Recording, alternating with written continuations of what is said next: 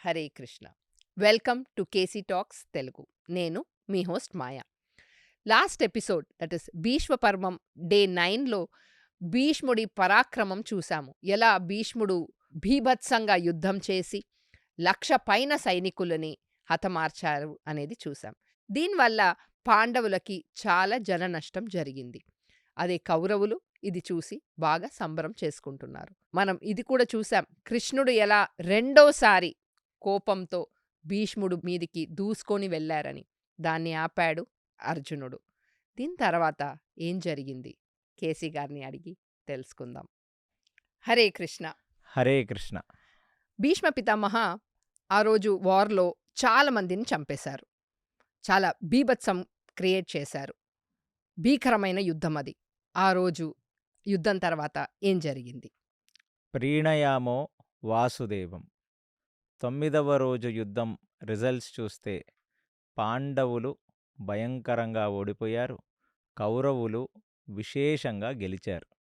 కౌరవుల వైపు గెలుపు కేవలం సింగిల్ మ్యాన్ ఆర్మీ షో, ఒకడే వ్యక్తి చేసిన యుద్ధం. అది అంతా కూడా భీష్ముడే చేసిన యుద్ధం.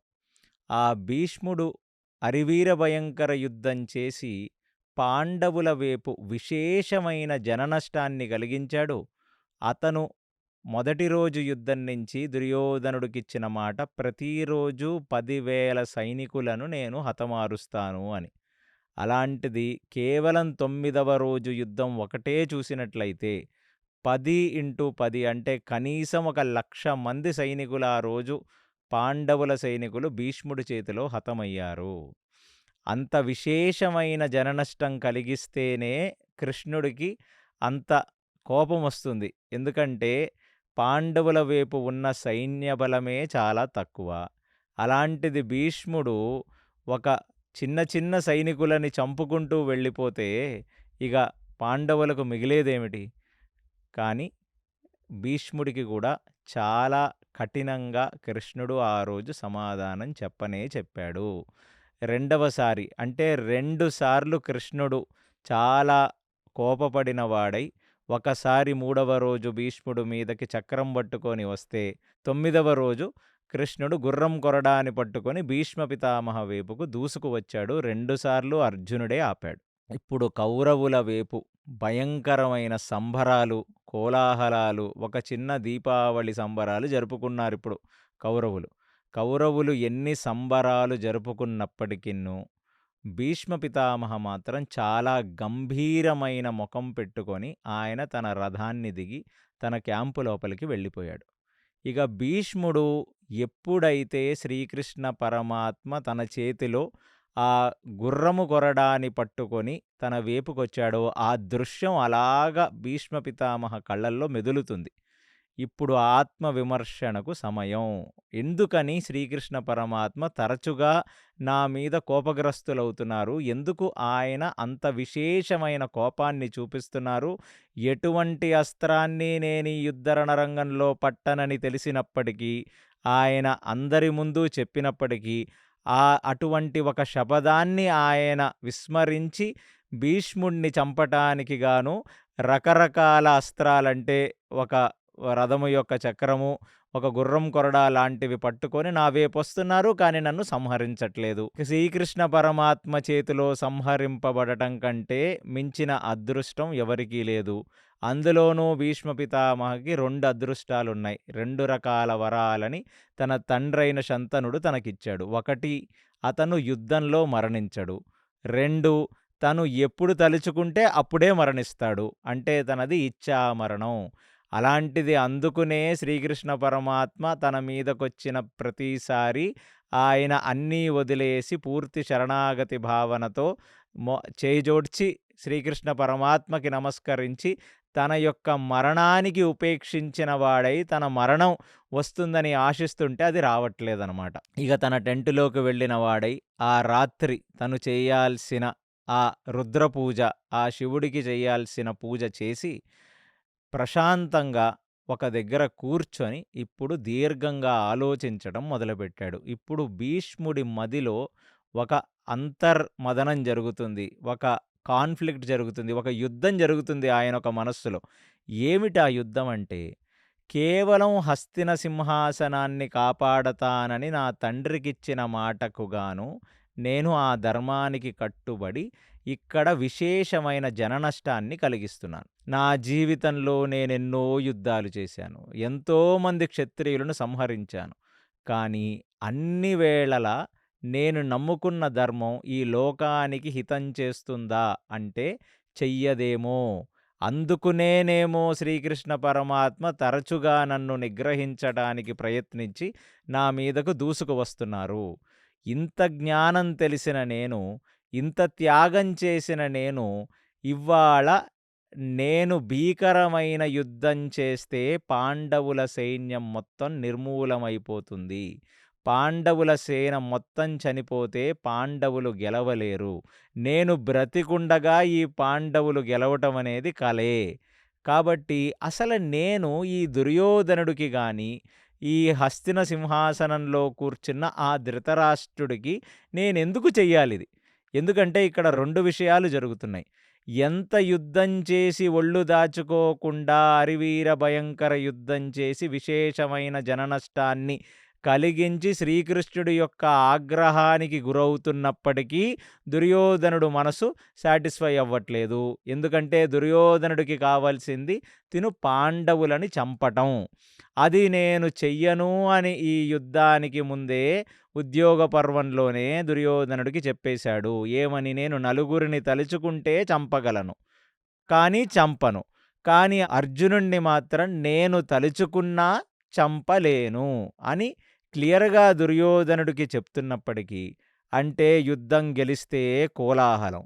యుద్ధం ఓడిపోయినా లేదా తన వేపు ఉన్న బంధువులు అంటే శకుని తమ్ముళ్ళు కానీ, తన తమ్ముళ్ళు కానీ, తన మిత్రరాజులు గాని చనిపోయినా అతని యొక్క ఫ్రస్ట్రేషన్ మొత్తం రాత్రి వచ్చి భీష్ముడి దగ్గర చూపించడం తప్ప దుర్యోధనుడు చేయగలిగిందేమీ లేదు.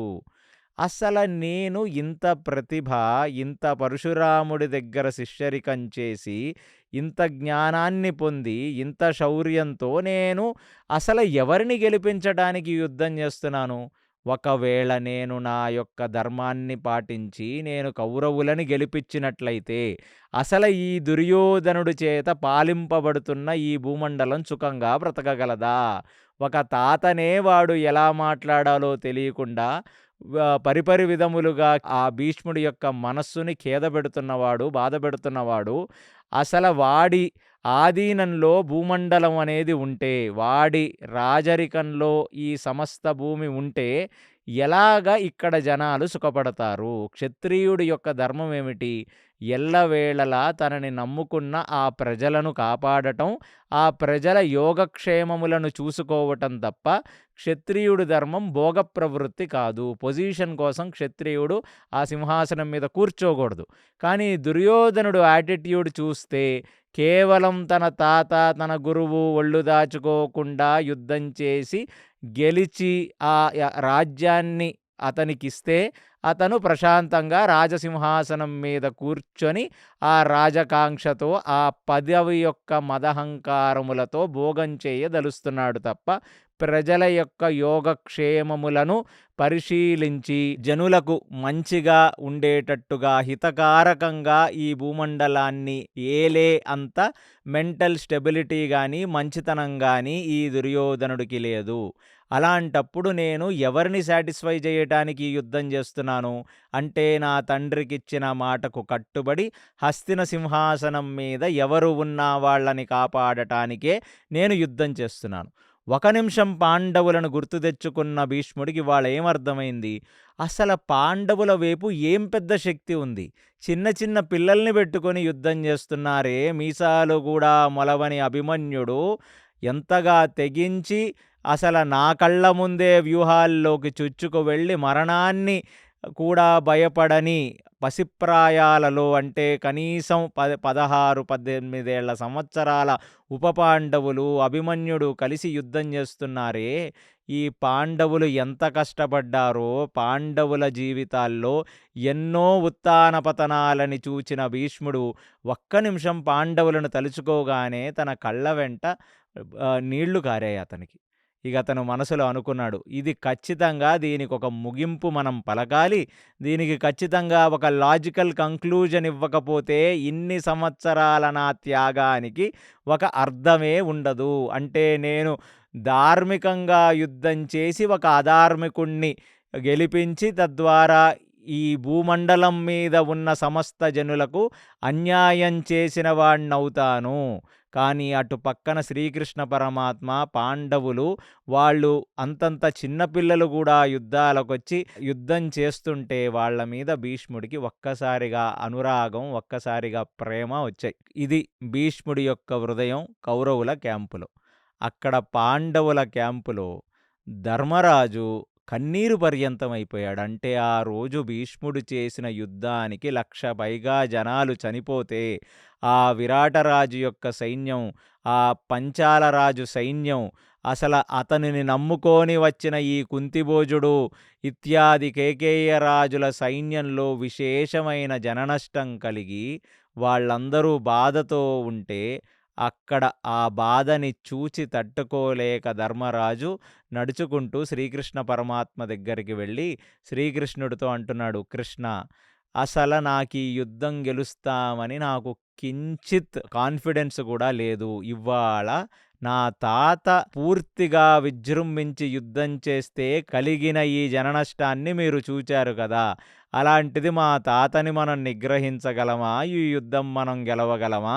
అది కలలో జరుగుతుంది తప్ప వాస్తవంగా జరగట్లేదు. అందులోనూ ఈ యుద్ధంలో భీకరంగా కష్టపడి ఆ భీముడు ఎందరినో హతమారుస్తున్నాడు. ఎన్నో సైనికులను నిగ్రహిస్తున్నాడు. ఆ భీముడికి తోడుగా చిన్న చిన్న పిల్లలైన అభిమన్యుడు, ఉపపాండవులు, నకుల సహదేవులు ఇంతమంది కష్టపడుతున్నారు. ఈ అర్జునుడు కేవలం ఆ భీష్ముడిని నిగ్రహించి భీష్ముడిని ఇంకా ఎక్కువ జనులను చంపకుండా ఆపటంలోనే 9 రోజుల యుద్ధం గడిచింది. కాబట్టి అర్జునుడా భీష్ముడిని చంపడు. నువ్వా మాట్లాడితే భీష్ముడి మీదకు వెళతావు, కానీ చిరుమందహాసంతో వెనక్కొచ్చేస్తావు. కాబట్టి నాకీ యుద్ధంలో ఒక లాజికల్ కంక్లూజన్ ఏమీ రావట్లేదు. నా వల్ల ఇంతమంది జనాలు చచ్చిపోవటం, ఆ సాత్యకి తన 10 మంది పిల్లల్ని కోల్పోయాడు. ఆ విరాటరాజు తన 3 కొడుకుల్ని కోల్పోయాడు. కాబట్టి ఇంతమంది నన్ను నమ్ముకోనొచ్చిన వాళ్ళని బాధపెట్టి నేను ఈ యుద్ధం చేయలేను. కాబట్టి నేను అరణ్యానికి వెళ్ళి అక్కడ నా యోగ సాధన, మోక్ష సాధన చేసుకుంటాను. ఇక ఈ జీవుడికి ఆ పరమాత్మనందు విలీనం కావటమే కదా ఇక మిగిలున్నది. కాబట్టి నన్ను మన్నించి ఈ యుద్ధాన్ని ఇక్కడితో ఆపేస్తే నా దారి నేను చూసుకుంటాను అరణ్యములోకని చెప్తే, కృష్ణుడు ధర్మరాజు యొక్క బాధని చూచి ఇప్పుడు ధర్మరాజుతో అంటున్నాడు, అంటే ఏం చేద్దాం ధర్మరాజా మరి? నన్నే ఆయుధం పట్టి ఈ యుద్ధం చేసి మిమ్మల్ని గెలిపించమంటావా? అని శ్రీకృష్ణ పరమాత్మ ధర్మరాజుని అడిగాడు. ధర్మరాజు ఈ ప్రశ్నకి సమాధానం ఏమివ్వగలడు? అంటే తన మనసులో శ్రీకృష్ణ పరమాత్మ ఆయుధం పట్టి భీష్ముణ్ణి హతమార్చి ఆ యుద్ధంలో కొంచెం సక్సెస్ వాళ్ళ వైపుకు తీసుకురాగలడు అనే పూర్తి నమ్మకం ఉంది ధర్మరాజుకి. కానీ ఆ శ్రీకృష్ణ పరమాత్మ పట్ల విశేషమైన భక్తి, ప్రపత్తి, శరణాగతి ఉన్నవాళ్ళు కాబట్టి వాళ్ళ యొక్క స్వార్థానికి కృష్ణుణ్ణి వాడుకోవాలని వారెన్నడూ అనుకోలేదు. వ్యాసభారతంలో క్లియర్‌గా చెప్తున్నాడు కృష్ణుడు ఆ రాత్రి, నన్ను యుద్ధం చెయ్యమంటావా ఆయుధం పట్టి అని. దానికి శ్రీకృష్ణ పరమాత్మ యొక్క చేతులను పట్టుకొని, కృష్ణ, నువ్వు ఒకసారి మాటిచ్చావు, నేను ఈ యుద్ధ రణరంగంలో ఆయుధం పట్టను అని. అలాగే నీ 2 అక్షౌహిణి సైన్యాన్ని కూడా కౌరవులకిచ్చావు. అలాంటిది ఇవాళ మా కోసం నువ్వు నీ యొక్క శబదాన్ని తప్పి యుద్ధం చేస్తే మా వల్ల నీకొచ్చే అపఖ్యాతి కూడా మాకు మంచిది కాదు. మా వల్ల నీకు ఎటువంటి నీలాపనిందలు రాకూడదు, నీకు అపఖ్యాతి రాకూడదు కృష్ణ. కాబట్టి నువ్వు యుద్ధం చేయటం తప్ప నాకు మిగిలిన దారేమిటో చూపించవలసినది. నాకు లాజికల్లీ నాకు మిగిలిన దారేంటో చెప్పవలసినది అని ఆ ధర్మరాజు శ్రీకృష్ణ పరమాత్మని కోరగా, ఇప్పుడు శ్రీకృష్ణుడు ధర్మరాజుకు ఒక మాట చెప్పాడు. "నువ్వు గుర్తు తెచ్చుకో, నీ మొదటి రోజు కవచం తీసి యుద్ధరణరంగమునందు నడుచుకుంటూ నీ కురువృద్ధులైన ద్రోణాచార్య, కృపాచార్య, భీష్మాచార్యుల దగ్గరికి వెళ్ళి వాళ్ళ యొక్క పాదార విందములను స్పృశించి వారిని నమస్కరించి, ఈ యుద్ధములో విజయం నాకొచ్చేటట్టుగా నన్ను అనుగ్రహించవలసినది, ఆశీర్వదించవలసినదని నువ్వు కోరగా, ఆ రోజు భీష్ముడేమని చెప్పాడు నీకు? నా వేపు యుద్ధం చేయటం వినా నువ్వు ఏ కోరికన్నా కోరుకో అని అడిగితే, మేము ఈ యుద్ధంలో ఎలా గెలవాలి తాతా అని అడిగినప్పుడు ఆ భీష్ముడేమని చెప్పాడు? యుద్ధం భారంగా ఉన్నప్పుడు నా దగ్గరికి రా, నేను నీకు చెప్తానా ఉపాయం, ఇవాల్టికి నీ యుద్ధం నువ్వు చెయ్యి. అంటే నీ యొక్క కర్మ నువ్వు చెయ్యాలి గదా! ముందే పజిల్స్‌లో ఉన్న షార్ట్‌కట్స్ ఎందుకు? యుద్ధం భారంగా ఉన్నప్పుడు రమ్మన్నాడు గదా! నన్నే వచ్చి నువ్వు ఇవాళ ఇంత పెద్ద మాట అడిగావు, నేను అరణ్యంలోకి వెళ్ళిపోతానని అడిగావంటే యుద్ధం భారంగా నీకయ్యిందనే గదా అర్థం. కాబట్టి మీ తాతగారు నీకిచ్చిన ఆ ఒక కోరికని ఇవాళ నువ్వెళ్ళి దాన్ని వ్యక్తపరిచి మీ తాతగారిని ఆ సలహా అడగవలసినదిగా నా యొక్క విన్నపమని ఆ శ్రీకృష్ణ పరమాత్మ ధర్మరాజుకు చెప్తే, ఇప్పుడు ధర్మరాజు అంటే పంచపాండవులు ప్లస్ శ్రీకృష్ణ పరమాత్మ వాళ్ళంతా వారు వారి ఆయుధాలని, వారి కవచాలన్నిటినీ తీసేసి, వారు ఒక సామాన్య ప్రజలులాగా వారు అంటే కొన్ని మహాభారతాల్లో వారు వేషం మార్చుకొని వెళ్ళారని, కొన్ని మహాభారతంలో కవచాలు తీసేసి కేవలం వాళ్ళే అలా నడుచుకుంటూ కౌరవుల క్యాంపులోకి వెళ్ళారని ఉంది.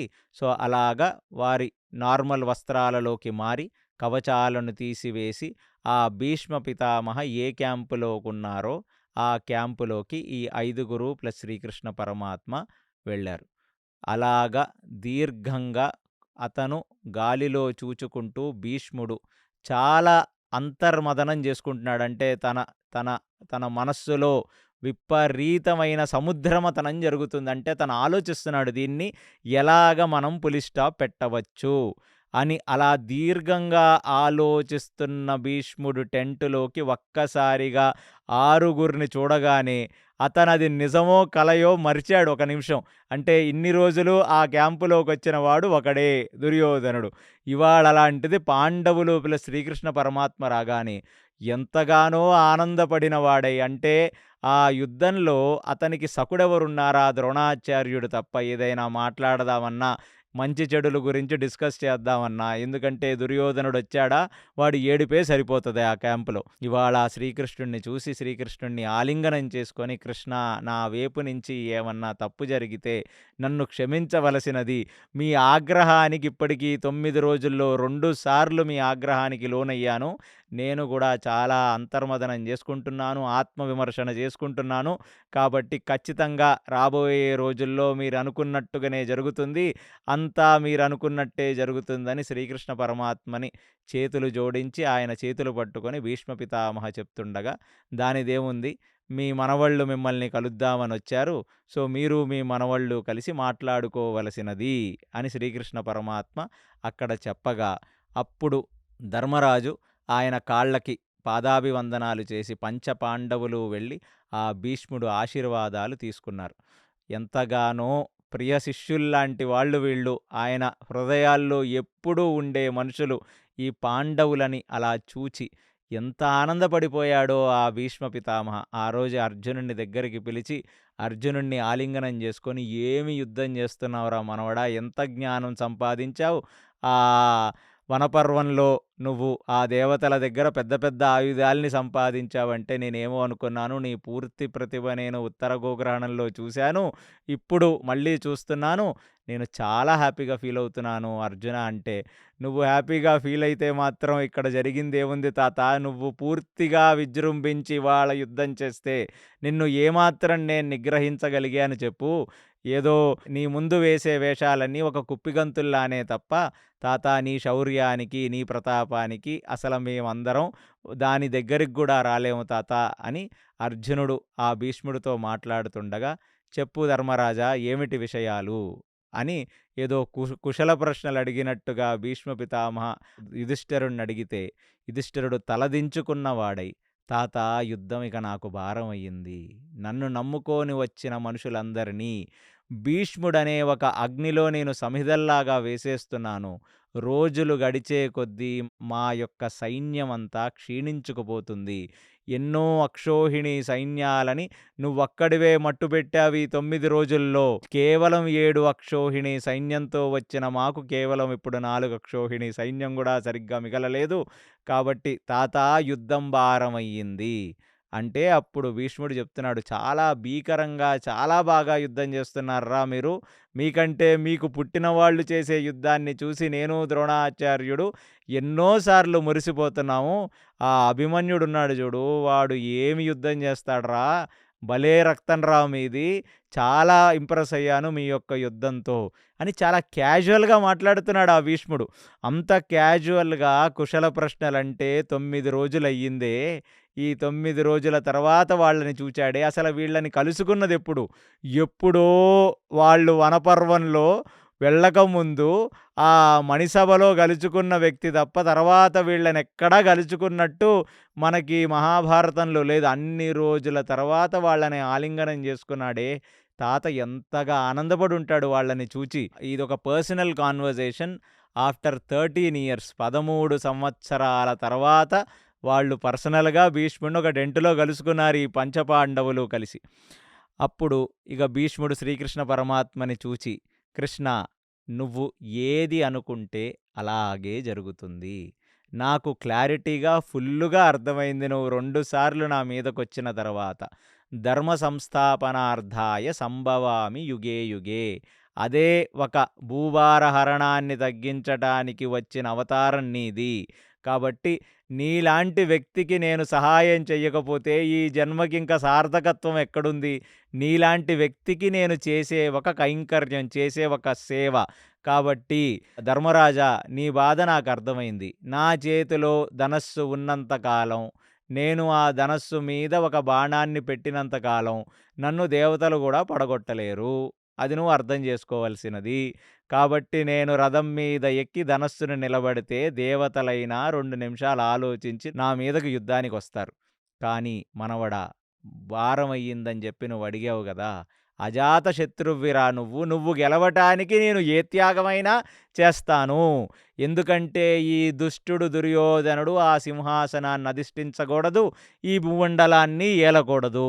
కాబట్టి నీలాంటి వాడికి సహాయం చెయ్యలేని నా ధర్మం ఎందుకు పనికొస్తుంది? నీలాంటి వాడికి సహాయం చెయ్యలేని నా త్యాగం ఇంకెందుకు అవుతుంది? ఇన్ని రోజులు హస్తిన సింహాసనం కోసం నేను చేసిన త్యాగం ఒక వంతు. ఇక నేనిప్పుడు చేయబోతున్న త్యాగమే అన్నిటికంటే పరిపక్వమైనది, అన్నిటికంటే మెయిన్ త్యాగంగా కొనియాడుతుంది. కాబట్టి ధర్మరాజా, నీ నోటితో నువ్వు అడగలేవు నన్నెలా చంపాలని. కాబట్టి నేనే నీకు ఆన్సర్ ఇస్తున్నాను. శిఖండి నా ముందు నిలబడి తన యొక్క ధనస్సుని, బాణాన్ని ఎక్కుపెట్టి నన్ను నా వైపు యుద్ధం చేస్తుంటే నేను అసలు శిఖండితో యుద్ధమే చెయ్యను. అలాంటి ఒక తరుణంలో మీరు నన్ను చూచి అర్జునుడు నన్ను వెనక నుంచి కొట్టేస్తే అది మాత్రమే నా మరణ రహస్యం తప్ప ఇంకొక రకంగా నా మరణం అనేది సంభవం కాదు ఓ మనవడా అని ధర్మరాజుకు చెప్పాడు. అది విన్న అర్జునుడికి ఇప్పుడు ఇంకా ట్రిగర్ అయింది. అర్జునుడే ఒక పెద్ద ఆల్ఫా మేల్. అర్జునుడే అరివీర భయంకర యుద్ధాన్ని చేస్తాడు. అలాంటిది శిఖండి యుద్ధం చేస్తుంటే భీష్మాచార్యుల వారు ఆయన యొక్క ధనస్సుతో బాణాలు వెయ్యని ఒక క్షణాన్ని చూచి వెనక నుంచి బాణాలు వేయటం ఏమిటి? అసలు ఈ కకృతి పని నేను చెయ్యనుగాక చెయ్యనని శ్రీకృష్ణ పరమాత్మతో చెప్పేస్తున్నాడు అర్జునుడు. అప్పుడు శ్రీకృష్ణుడు చూచాడు అర్జునుడిని. చూచి, నీ దగ్గర ఇంకొక దారేమైనా ఉందా అంటే, ఏం దారుంది అంటే, మహాభారతంలో ఇదొక పెద్ద రహస్యం ఏమిటంటే, అసలు అర్జునుడు తన యొక్క పూర్తి అస్త్రాలను ఉపయోగిస్తే ఖచ్చితంగా భీష్ముణ్ణి పడగొట్టగలడు. కానీ అర్జునుడు తన యొక్క పూర్తి అస్త్రాలని ఉపయోగిస్తున్నాడా అంటే లేదనే చెప్పుకోవాలి. ఎంతంటే తనకు తన తాత అంటే విపరీతమైన ప్రేమ. ఉన్న 4 పాండవులలోకి అర్జునుడంటే చాలా ఇష్టం భీష్ముడికి. భీష్ముడంటే అర్జునుడికి అసలు ఇంకా అదొక రకమైన ఎఫెక్షన్, అదొక రకమైన ఫ్యాన్ మూమెంట్ అర్జునుడు ఎప్పుడు భీష్ముడిని చూసినా అలా ఆనందపడిపోతాడు ఆ తెల్లగడ్డాన్ని, ఆ తెల్ల మనిషిని చూచి. అలాంటి వ్యక్తి ఇప్పుడు శ్రీకృష్ణుడితో అంటున్నాడు, "ఇదేం దౌర్భాగ్యం! శిఖండి యుద్ధం చేస్తే వెనక నుంచి నేను బాణాలు వేయటం ఏమిటి? ఇది క్షత్రియ ధర్మానికి విరుద్ధం. నేనది చెయ్యనని." అప్పుడు కృష్ణుడు చెప్పాడు, "మరప్పుడు పూర్తిగా నీ అస్త్రశక్తితో భీష్ముడిని పడగొట్టు" అని. అక్కడ ధర్మరాజు, అర్జునుడు, భీముడు అందరూ ఒక రకంగా ఒక చిన్న పజిల్‌లోకి వెళ్లారు.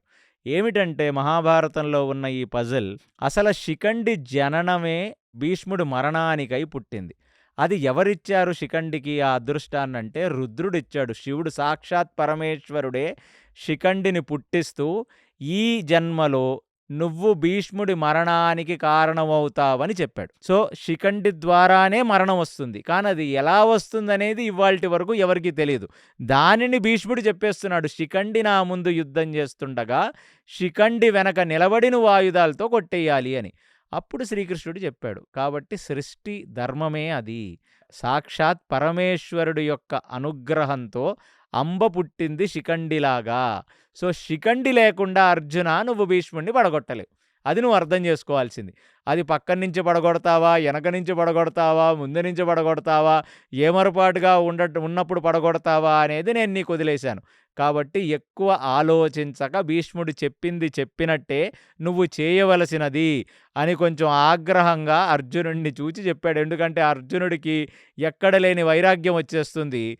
ఎక్కడ లేని ధర్మం వచ్చేస్తుంది అప్పుడప్పుడు. ఇక్కడ చాలా ధర్మ సూక్ష్మం ఉంది. ఇది నేను మీకు ఆఖరిగా చెప్తాను. ఎప్పుడైతే కృష్ణుడు మళ్ళీ కోపంతో ఆ భీష్ముడు చెప్పినట్లే నువ్వు చేయవలసినది అంటే అర్జునుడు ఇమీడియట్లీ సరే కృష్ణ నువ్వు చెప్పినట్టే చేస్తానన్నాడు. ఎందుకంటే ఇప్పుడు అర్జునుడు చెయ్యకపోతే కృష్ణుడే చేస్తాడు ఆ పని. సో ఆ అవకాశాన్ని వీళ్ళు కృష్ణుడికి ఇవ్వాలని అనుకోవట్లేదు. ఎందుకంటే కృష్ణుడు తన వ్రతభంగాన్ని చేసి తన ఇచ్చిన మాటని విస్మరించి ఆయుధం పట్టి వీళ్ళని గెలిపిస్తే అసలు అది చాలా దరిద్రంగా ఉంటుంది. కృష్ణుడికి అపఖ్యాతే, పాండవులకి అపఖ్యాతే. కాబట్టి ఇంకా ఏం మాట్లాడితే కృష్ణుడు ఎలా ట్రిగర్ అవుతాడో అని శ్రీకృష్ణ పరమాత్మ నువ్వు చెప్పినట్లే నేను భీష్ముడు చెప్పిందే వింటాను, నేను అది చేస్తాను అనగానే అక్కడున్న పాండవులతో ఇంకొంచెం సేపు ముచ్చటించిన భీష్ముడు అందరినీ ఒకసారి ఆలింగనం చేసుకొని ఆ అర్జునుడిని దగ్గరికి పిలిచి తన యొక్క నుదుటిని ఒకసారి నిమిరి ఆ మస్తకం మీద ఒకసారి ముద్దు పెడితే అసలు అర్జునుడు లోపల ట్రిగర్ అయిపోయాడు. అసలు పేగులు కదిలిన వాడే అర్జునుడు. అప్పుడు శ్రీకృష్ణుడిని అడుగుతున్నాడు, నా చిన్నప్పుడు నాకు తండ్రి తొడల మీద కూర్చోవటం నాకు గుర్తులేదు. అలాంటిది నేను కేవలం ఈ భీష్మ పితామహ యొక్క తొడల మీదే కూర్చొని పెరిగిన వాడినే. ఎన్నో క్షత్రియుల కథలని భీష్ముడు చెప్తే విన్నవాడిని. ఇవాళ అర్జునుడు ఇంత వీర పరాక్రమంగా యుద్ధం చేస్తున్నాడంటే అది నా తాత నాకిచ్చిన స్ఫూర్తి. నా తాత త్యాగం, నా తాత యొక్క పౌరుషం, నా తాత యొక్క పరాక్రమాన్ని నేను పుణికి పుచ్చుకున్నాను ఆయన దగ్గర, ఆయన తొడల మీదగా కూర్చొని. అలాంటిది నా తాతని ఇలా చంపడానికి నాకు మనసు రావట్లేదు కృష్ణ అని కన్నీరు పర్యంతమైతే ఆ శ్రీకృష్ణ పరమాత్మ నివ్వరపోయి అర్జునుడిని చూస్తున్నాడు. ఎందుకంటే ఇదంతా ఇవాళ అందరి మనసుల్లో ఒక పెద్ద సముద్రమతనం. ఎందుకంటే ఆ భీష్మ పితామహకు అర్థమైపోయింది. ఎందుకంటే తన యొక్క శౌర్యం, తన యొక్క త్యాగం ధర్మాన్ని నిలబెట్టేదై ఉండాలి. కానీ ఆ ధర్మాన్నే పడగొట్టేదయ్యుంటే ఇంకా ఆయన యొక్క అస్తిత్వానికి, ఆయన జీవితానికి పరమార్థం ఎక్కడ దొరుకుతుంది అని. అలాగ అర్జునుడికి ఏమిటి దరిద్రం, అసలు నా తాతని చంపుకుంటే తప్ప మేము ఈ యుద్ధంలో గెలవలేము, నా తాతని చంపుకుంటే తప్ప మేము ధర్మపాలన చెయ్యలేమని అని ఇంత పెద్ద ఇరకాటంలో పెట్టావే కృష్ణ. క్షత్రియుడి జీవితం ఎంత కష్టమైనదయ్యా. క్షత్రియుడు తన యొక్క రక్తాన్నే ధర్మం కోసం సంహరించాల్సిన పరిస్థితి వస్తుంది. పగవాడికి కూడా క్షత్రియులలో ఇలాంటి ఒక రోజు రాకూడదని నేను కోరుకుంటున్నానని చెప్పి ఆ శ్రీకృష్ణ పరమాత్మని ఆలింగనం చేసుకొని ఆ అర్జునుడు విపరీతమైన తాతని గుర్తు తెచ్చుకొని, తాత యొక్క స్పర్శని గుర్తు తెచ్చుకొని ఆయన బాధపడుతుంటే ఆ శ్రీకృష్ణ పరమాత్మ అర్జునుడి వీపు మీద నిమిరి అతని ఓరడించి అక్కడ నుంచి పంచపాండవులందరూ కూడా కదిలి వాళ్ళ యొక్క క్యాంపుల్లోకి వెళ్ళిపోయారు. ఆ రాత్రి ఆ పాండవులు చాలా కష్టంగా నిద్రలోకి జారుకున్నారు. అంత అరివీర భయంకర యుద్ధం చేచి ఆ గదాదండంతో గుండెలను బద్దలు కొట్టి చంపుతున్న భీముడే ఒక నిమిషం తన తాతతో ఆడుకున్నవన్నీ గుర్తు తెచ్చుకుంటే, ఆ భీముడు లాంటి వాడికి ఒక్క నిమిషం ఒక ఎమోషనల్‌గా లోనైతే ఇక మీరు అర్జునుడిది, నకుల సహదేవులది, యుధిష్ఠిరుడిది ఇంకా ఎవరితో పోల్చుకుంటారు వాళ్ళ యొక్క ఎమోషన్స్‌ని. కానీ శ్రీకృష్ణ పరమాత్మని తలుచుకుంటూ వాళ్ళందరూ ప్రీణయామో వాసుదేవం అంటే ఈ శ్రీకృష్ణ పరమాత్మ చేసే ఈ భూభార హరణానికి మేము ఆయన చేతిలో పనిముట్లులాగా మారిపోయి, ఒక ధనస్సులాగా, ఒక ఖడ్గంలాగా, ఒక గండ్రగొడ్డల్లాగా వీటికి ఎమోషన్స్ ఉండవు గదా! అలాగే మేము కూడా ఆయన చేతిలో ఒక ఇన్‌స్ట్రుమెంట్స్‌లా మారి, మా ఎమోషన్స్‌ని దిగమింగి మేము యుద్ధం చేస్తే తప్ప ధర్మ సంస్థాపన జరగదు. అంటే ఇవాళ పాండవుల క్యాంపులో ఒక విపరీతమైన ఎమోషనల్ ఇది జరుగుతుంది. కౌరవుల క్యాంపులో ఆ భీష్ముడు ఇప్పుడు తన జీవితాన్ని మొత్తం నెమరవేసుకొని, ఆయన అక్కడ అంతర్మదనంగా, అంతర్ముఖంగా ఇద్దరూ కూడా బాధపడుతున్న వాళ్ళు. ఎంత హెల్తీ రిలేషన్‌షిప్ అండి ఇది. కేవలం ఆ భీష్మ పితామహ బ్రతికుంటే, ఆయనతో పాటు రాజ్యాన్ని ఏలదామని అనుకున్న పాండవులకి ఆ అదృష్టం కరువవుతుంది. విధి ఆడిన వింత నాటకం ఇది. ఎందుకంటే పాండవులు ఎప్పుడూ భీష్ముడిని ద్వేషించుకోలేరు. ఎందుకంటే భీష్ముడే వాళ్లకు తండ్రి. ఆ తండ్రి ప్రేమ, తండ్రి అనురాగం వాళ్లకు దొరికింది హస్తినాపురంలో కేవలం భీష్ముడి దగ్గర నుంచే.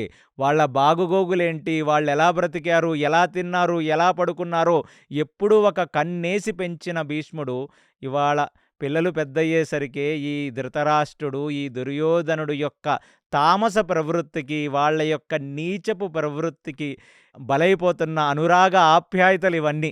అది తలుచుకుంటేనే మనకి ఎంతగానో బాధ కలుగుతుంది. అలాగే ఇవాళ 10వ రోజు యుద్ధం రానే వచ్చింది.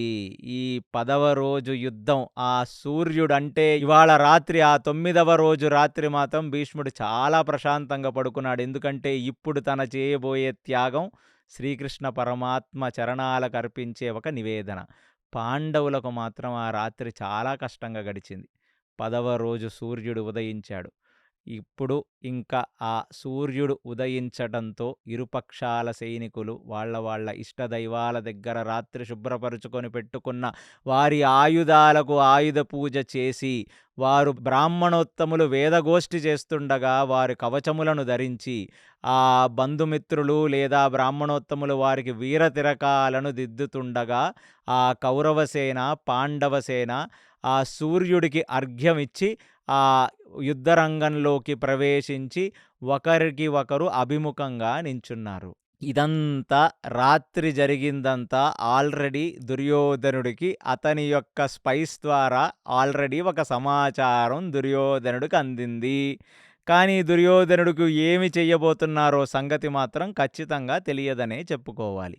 కానీ ఇవాళ యుద్ధ వ్యూహంలో దుర్యోధనుడు మాట్లాడిన మాటల్ని బట్టి ఖచ్చితంగా ఆయనకి ఎంతో కొంత సమాచారం తెలిసి ఉండవచ్చని మనం అనుకోవచ్చు.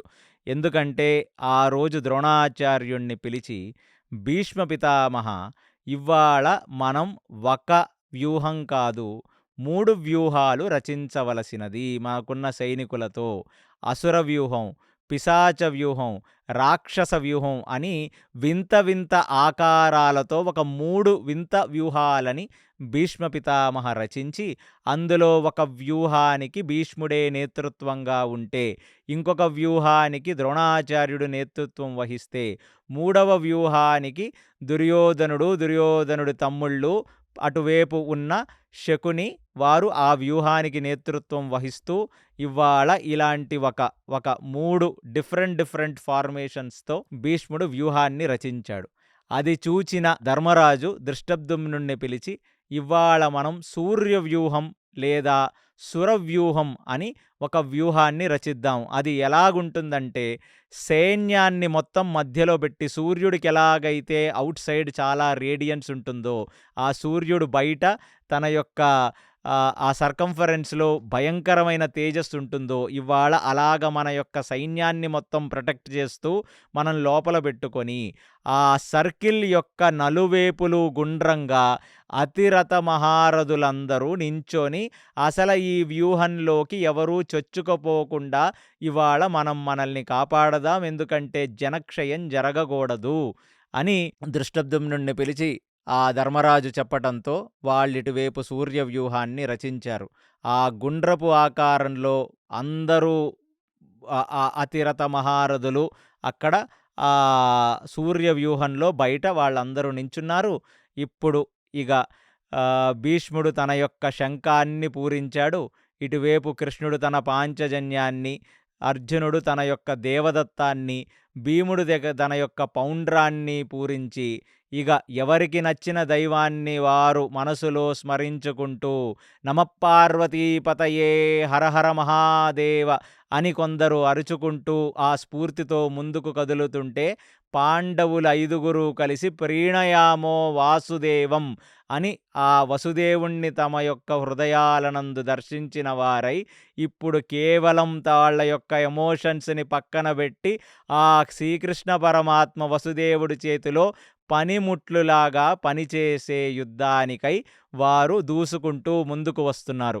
ఇవాళ ఈరోజు యుద్ధమే చాలా వింతగా స్టార్ట్ అయింది. ఏమిటంటే భీష్ముడు ఆ యుద్ధంలోకి చొచ్చుకుపోవటానికి తన యొక్క రథం అటువైపు ఉన్న 25,000 సైనిక దళాలతో ఆ పాండవుల వైపుకు చొచ్చుకుపోతుంటే, ఆ భీష్ముడు ముందుకు శిఖండి వచ్చి ఇవాళ రోజు మొదటే నించున్నాడు. ఆ శిఖండి వెనకాల అర్జునుడు ఆ శిఖండిని ప్రొటెక్ట్ చేస్తూ నించున్నాడు. భీష్ముడి వైపుకు శిఖండి విపరీతమైన బాణాలను వేసేస్తుంటే, ఆ భీష్ముడు కేవలం తన యొక్క కవచాన్ని ఆ బాణాలకు అడ్డం పెట్టుకున్నాడు. ఒక షీల్డ్‌ని అడ్డం పెట్టుకున్నవాడై ఇక ఆ శిఖండి భీష్ముడిని నిగ్రహించడానికి ప్రయత్నిస్తున్నాడు. శిఖండి బాణాలు వేస్తున్నాడు. ఇక భీష్ముడు ఇక్కడ ఆ శిఖండి వేసిన బాణాలని తన యొక్క కవచంతో ఆ షీల్డ్‌తో అడ్డం పెట్టుకున్నాడు అంతే. ఇది చూచిన అర్జునుడికి ఇప్పుడు నెక్స్ట్ ఏమి చెయ్యాలో అని ఆలోచిస్తుంటే, ఆ భీష్ముడు ఆ రథాన్ని శిఖండి ముందుకు పోనిచ్చాడు. పోనిస్తే శిఖండి వేపుకు భీష్ముడొస్తున్నాడు అని చూచిన శిఖండి ఇంకా బాణాలను భీష్ముడి మీదకు వేస్తుంటే, అసలు ఒక బాణాన్ని కూడా శిఖండి వేపుకు వెయ్యని వాడై కేవలం తన కవచంతో బాణాలను నిగ్రహిస్తూ ఇప్పుడు శిఖండిని చూచి ఒకటి అంటున్నాడు. ఏమిటంటే, శిఖండి, నువ్వు మగవాడివిప్పుడు కావచ్చు, కానీ నీ పుటక ఆడజన్మ. కాబట్టి నాకంటూ ఒక నియమం ఉంది. ఆ నియమం ఏమిటంటే, నేను ఆడవాళ్లగా పుట్టి మగవాడిగా మారిన వాళ్లతో నేను యుద్ధం చెయ్యను. ఇదే కాదు అంటే నువ్వు తప్పుగా అనుకుంటావేమో, కాబట్టి నాకు ఇంకొన్ని నియమాలున్నాయి. ఏమిటా నియమాలంటే, తల్లిదండ్రులకి ఒకటే కొడుకైనా వాణ్ణి నేను చంపను. అన్నదమ్ములు లేనివాణ్ణి నేను చంపను. ఎందుకంటే ఆ తల్లిదండ్రులకు పిండ ప్రదానాలు చేసి వారి యొక్క అంతిమ కార్యం చేయటానికి ఒకడు మిగలాలి కదా. పెళ్లి కాని వాడిని నేను చంపను. పిల్లల్ని కనని వాడిని నేను చంపను. అంటే ఇవన్నీ వ్యాసభారతంలో చెప్తున్నారు. ఆయనకున్న నియమాలు ఇవన్నీ. కేవలం ఆడదానిగా పుట్టి మగవాడిగా ఉన్నవాళ్ళని కాకుండా ఆయన చెప్తున్న నియమాలేంటంటే, తల్లిదండ్రులకి ఒకటే కొడుకైతే చంపను, అన్నదమ్ములు లేని వాళ్ళని చంపను, పెళ్లి కాని వాళ్ళని చంపను, పెళ్ళయ్యి పిల్లలు లేని వాళ్ళని కూడా చంపను. అంటే ఇంకా పిల్లల్నే కనని వాళ్ళు, వాళ్ళ జీవితం ఏమి సార్థకత్వం అవుతుంది? వాళ్ళు చనిపోతే కనీసం వారికి పిండ ప్రదానాలు చేయటానికి ఆ పిల్లలనా మిగిలుండాలి కదా. ఇవి కాకుండా ఎవరి రథం మీద ధ్వజం కిందకు దింపేస్తారో వాళ్ళని చంపను. ఆయుధం పట్టని వాడిని చంపను. ఆయుధం విరిగిపోయినా ముందు నించున్న వాడిని చంపను. కవచం ధరించని వాడిని చంపను. కవచం విరిగిపోయి అక్కడ నించున్న వాడిని చంపను. ఆ యుద్ధంలో కవచాన్ని భేదించి కవచం లేకుండా నించున్న వాడిని చంపను. కాబట్టి నాకు ఇన్ని నియమాలున్నాయి. ఇవి కాకుండా ఒక స్త్రీలింగ పుల్లింగ నియమాలేంటంటే, ఒక మగవాడు ఆడవాళ్ల పేరు పెట్టుకున్నా నేను చంపను. ఒక ఆడది మగవాడిగా మారినా నేను చంపను. అటూ ఇటూ కానివాడిని నేను చంపను. కాబట్టి నాకిన్ని నియమాలున్నాయి. ఇన్ని నియమాలతో బ్రతికినవాడయ్యా ఈ భీష్ముడు. ఎలా పడితే అలా బ్రతకలేదు. అంటే ఇది విన్న తర్వాత నాకర్థమవుతుంది. ఆయన అరివీర భయంకరం చేసి ఇంతమంది సైన్యాన్ని చంపుతుంటే, వాళ్ళల్లో ఆయనకి చూస్తేనే అర్థమవుతున్నట్టుంది. ఎవరికి తమ్ముళ్ళున్నారు, ఎవరికి వాళ్ళ తల్లిదండ్రులకి అతను ఒకడే కొడుకు, ఎవరికింకా పిల్లలు పుట్టలేదు, ఎవరు ఇంకా పెళ్లి చేసుకోలేదు అని. అది చూచిన శిఖండికి ఒక్కసారి భీష్ముడి యొక్క వైభవం చూచి, అసలు భీష్ముడు ఎంత గొప్పవాడు అని శిఖండి అలా చూస్తూ నిలబడ్డాడు. అందుకు "నువ్వెన్ని బాణాలు వేసినా శిఖండి, నేను తిరిగి ఒక్క బాణము నీ మీద వెయ్యను. కాబట్టి వెళ్ళి నువ్వు నార్మల్ వాళ్ళతో యుద్ధం చేసుకోవలసినది" అని శిఖండినంటే, ఇప్పుడు జరిగినవన్నీ మర్చిపోయి ఆయన శపథాలన్నీ, ఆడదానిగా పుట్టి మగవాడిగా మారిన వాడిని నువ్వు చంపవా? అంటే నీకు నేనంతే అంత అవహేళనా? నేనంటే అంత ఇదా?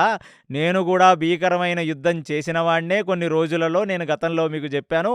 కాబట్టి ఇవాళ కాచుకో, నేను నిన్ను సంహరిస్తాను అని శిఖండి కూడా చాలా గట్టిగా భీష్ముడితో చెప్తే, భగవతీచ్ఛ ఎలా జరగాలో అలాగే జరుగుతుందని ఆ శిఖండి పక్కన్నించి ఆ రథాన్ని లెఫ్ట్ తిప్పి పోనిస్తూ, ఇక ఈ సూర్య వ్యూహంలోకి, సురవ్యూహంలోకి భీష్ముడు చొచ్చుకుపోయి తన యొక్క రథంతో ఇక భీష్ముడు రచ్చ మొదలుపెట్టాడు. ఇక లోపలికెళ్ళి ఇంకా ఊచ కోత కోస్తూ ఆయన బాణం తీసి వేశాడంటే రక్తం రుచి ఆ బాణం చూడాల్సిందే ఇక మొదలుపెట్టాడు.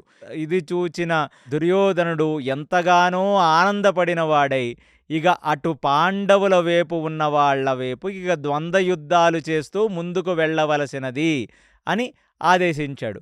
ఇక వారి ఆదేశానుసారం ఇప్పుడు భూరిశ్రవ, సోమదత్త, బాహ్లీక ఈ ముగ్గురు 3 తరాల వాళ్ళు భీముణ్ణి నిగ్రహించడానికి భీముడి వైపుకు దూసుకు వస్తున్నారు. బాహ్లీక, సోమదత్త, భూరిశ్రవులు భీముడి వైపుకొచ్చారు.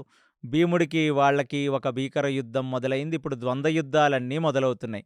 అలాగే కృతవర్మ ఆ దృష్టద్యుమ్నుడి వైపుకు వెళ్ళాడు. కృతవర్మకి, దృష్టద్యుమ్నుడికి చాలా భయంకరమైన యుద్ధం జరుగుతుంది. అటు కృపాచార్యుల వారు సహదేవుడితో ద్వంద్వ యుద్ధం చేస్తున్నారు. అభిమన్యుడి మీదకి కంప్లీట్ కాంబోజ సింధు రాజ్యాల వాళ్ళంటే ఈ జయద్రథుడు, ఆ కాంబోజ రాజ్యానికి చెందిన వాళ్ళు అభిమన్యుడి వైపుకు యుద్ధం చేస్తున్నారు. అభిమన్యుడిని విశేషంగా నిగ్రహించే ప్రయత్నం వారు చేస్తున్నారు. ఇక దుర్యోధనుడి వాళ్ళ సాత్యకిని ఎంచుకున్నాడు. అతను సాత్యకి వైపు దుర్యోధనుడు మిగిలిన తమ్ముళ్ళు ఆయన వైపున్న సేన మొత్తం సాత్యకి వైపు యుద్ధం చేస్తుంది. వీళ్ళందరూ వీళ్లతో యుద్ధాలు చేస్తుండగా ఇక ఆలంబూషుడనే రాక్షసుడు ఘటోత్కచుడితో భీకరమైన యుద్ధం చేస్తున్నాడు. ఆ ఘటోత్కచుడి యొక్క రాక్షస సేన ఈ ఆలంబూషుడి యొక్క రాక్షస సేన మీదకు దూకి భీకరంగా యుద్ధం చేస్తుంటే, ఆ ఆలంబూషుడికి భగదత్తుడు తోడై ఆ రాక్షస యుద్ధం ఒక భయంకరంగా జరుగుతుంది. అందరితో యుద్ధాలు చేచుకుంటూ వాళ్ళందరూ కూడా బిజీగా ఉన్న తరుణంలో ఆ భీష్ముడు మాత్రం పాండవుల వ్యూహంలోకి చొచ్చుకొని వెళ్ళి ఆ పాండవుల సేనకి విశేషమైన జననష్టం కలిగిస్తుంటే, ఆ భీష్ముణ్ణి నిగ్రహించడానికి అతను ఎక్కడికి వెళ్తే అక్కడికి శిఖండి పరిగెత్తుకుంటూ వెళుతున్నాడు. ఆ శిఖండి వెనకాల అర్జునుడు కూడా పరిగెత్తుకుంటూ వెళ్తున్నాడు. ఇది దీర్ఘకాలంగా ద్వంద్వ యుద్ధాలు జరుగుతున్నాయి. ఆ ద్వంద్వ యుద్ధాలలో ఎవరు ఎవరిని నిగ్రహించలేకపోయినప్పటికీ చాలా విశేషంగా యుద్ధాలు చేస్తున్నారు. అది గమనించిన ద్రోణాచార్యుడికి ఇవాళ ఒకటి అర్థమైంది. ఏమిటంటే, భీష్ముడు ఎలాగో రోజూ చేసినట్లే ఆ పాండవుల వ్యూహంలోకి చొచ్చుకు వెళ్ళి అక్కడ విశేషమైన జననష్టాన్ని కలిగిస్తున్నాడు. కానీ భీష్ముడు ఎటు ఉంటే అటు ఈ శిఖండి వెళుతున్నాడు. తర్వాత ఆ శిఖండి వెనకాలే అర్జునుడు కూడా వెళ్తున్నాడు. కొన్ని బాణాలు వేసి భీష్ముడిని నిగ్రహించే ప్రయత్నం చేస్తున్నాడు. కాబట్టి నేను ఈ శిఖండిని ప్లస్ ఈ అర్జునుడిని నేను చూసుకుంటానని చెప్పి ఆ భీష్ముడికి కొంచెం ఫ్రీ హ్యాండ్ ఇద్దామని చెప్పి ఆ శిఖండి మీదకి, అర్జునుడి మీదకి ద్రోణాచార్యులు వారు వచ్చి వీళ్ళిద్దరిని ఆయన నిగ్రహించే ప్రయత్నం చేస్తున్నారు. ఇక ఆయన నిగ్రహించే ప్రయత్నం ఇక్కడ ద్రోణాచార్యుల వారు చేస్తుంటే ఇంకా ఇదే దొరికిందని చెప్పి ఇంకా భీష్ముడు విపరీతంగా పాండవుల సేన లోపలికి రకరకాల ఆకారాలు తీసుకుంటూ, మెలికలు తిరుక్కుంటూ, హారిజాంటల్‌గా వెళ్తూ, వర్టికల్‌గా వెళుతూ, దొరికిన చోట దొరికిన సైనికుడిని ఊచకోత కోస్తూ విశేషమైన జననష్టాన్ని ఆయన కలిగిస్తున్నాడు. ఇది గమనించిన ధర్మరాజు ఇక ఈ ద్రోణాచార్యులు వారిని నిగ్రహిస్తే ఇక అప్పుడు అర్జునుడు, శిఖండి ఫ్రీ అవుతారని తెలుసుకొని ఆ పక్కకి ఉపపాండవులను తీసుకొని ధర్మరాజు ఆ ద్రోణాచార్యుల వారి ముందుకొచ్చారు. ఇక ఈ ద్రోణాచార్యులను నిగ్రహించే ప్రయత్నం ఉపపాండవులు, ఈ ధర్మరాజు చేస్తుంటే మళ్ళీ శిఖండి, అర్జునుడు అసలు భీష్ముడు ఎక్కడున్నాడో వెతుక్కోటానికి ఆ భీష్ముడు వెనకాల, ఆ భీష్ముడు రథం వెనకాల వీళ్ళిద్దరం వెళ్ళటం మొదలుపెట్టారు. ఎప్పుడైతే ద్రోణాచార్యుడు ఈ ఉపపాండవులతో ధర్మరాజుతో యుద్ధం చేస్తున్నాడో ద్రోణాచార్యుడికి ఒక విశేషమైన అనుభవం ఎదురైంది.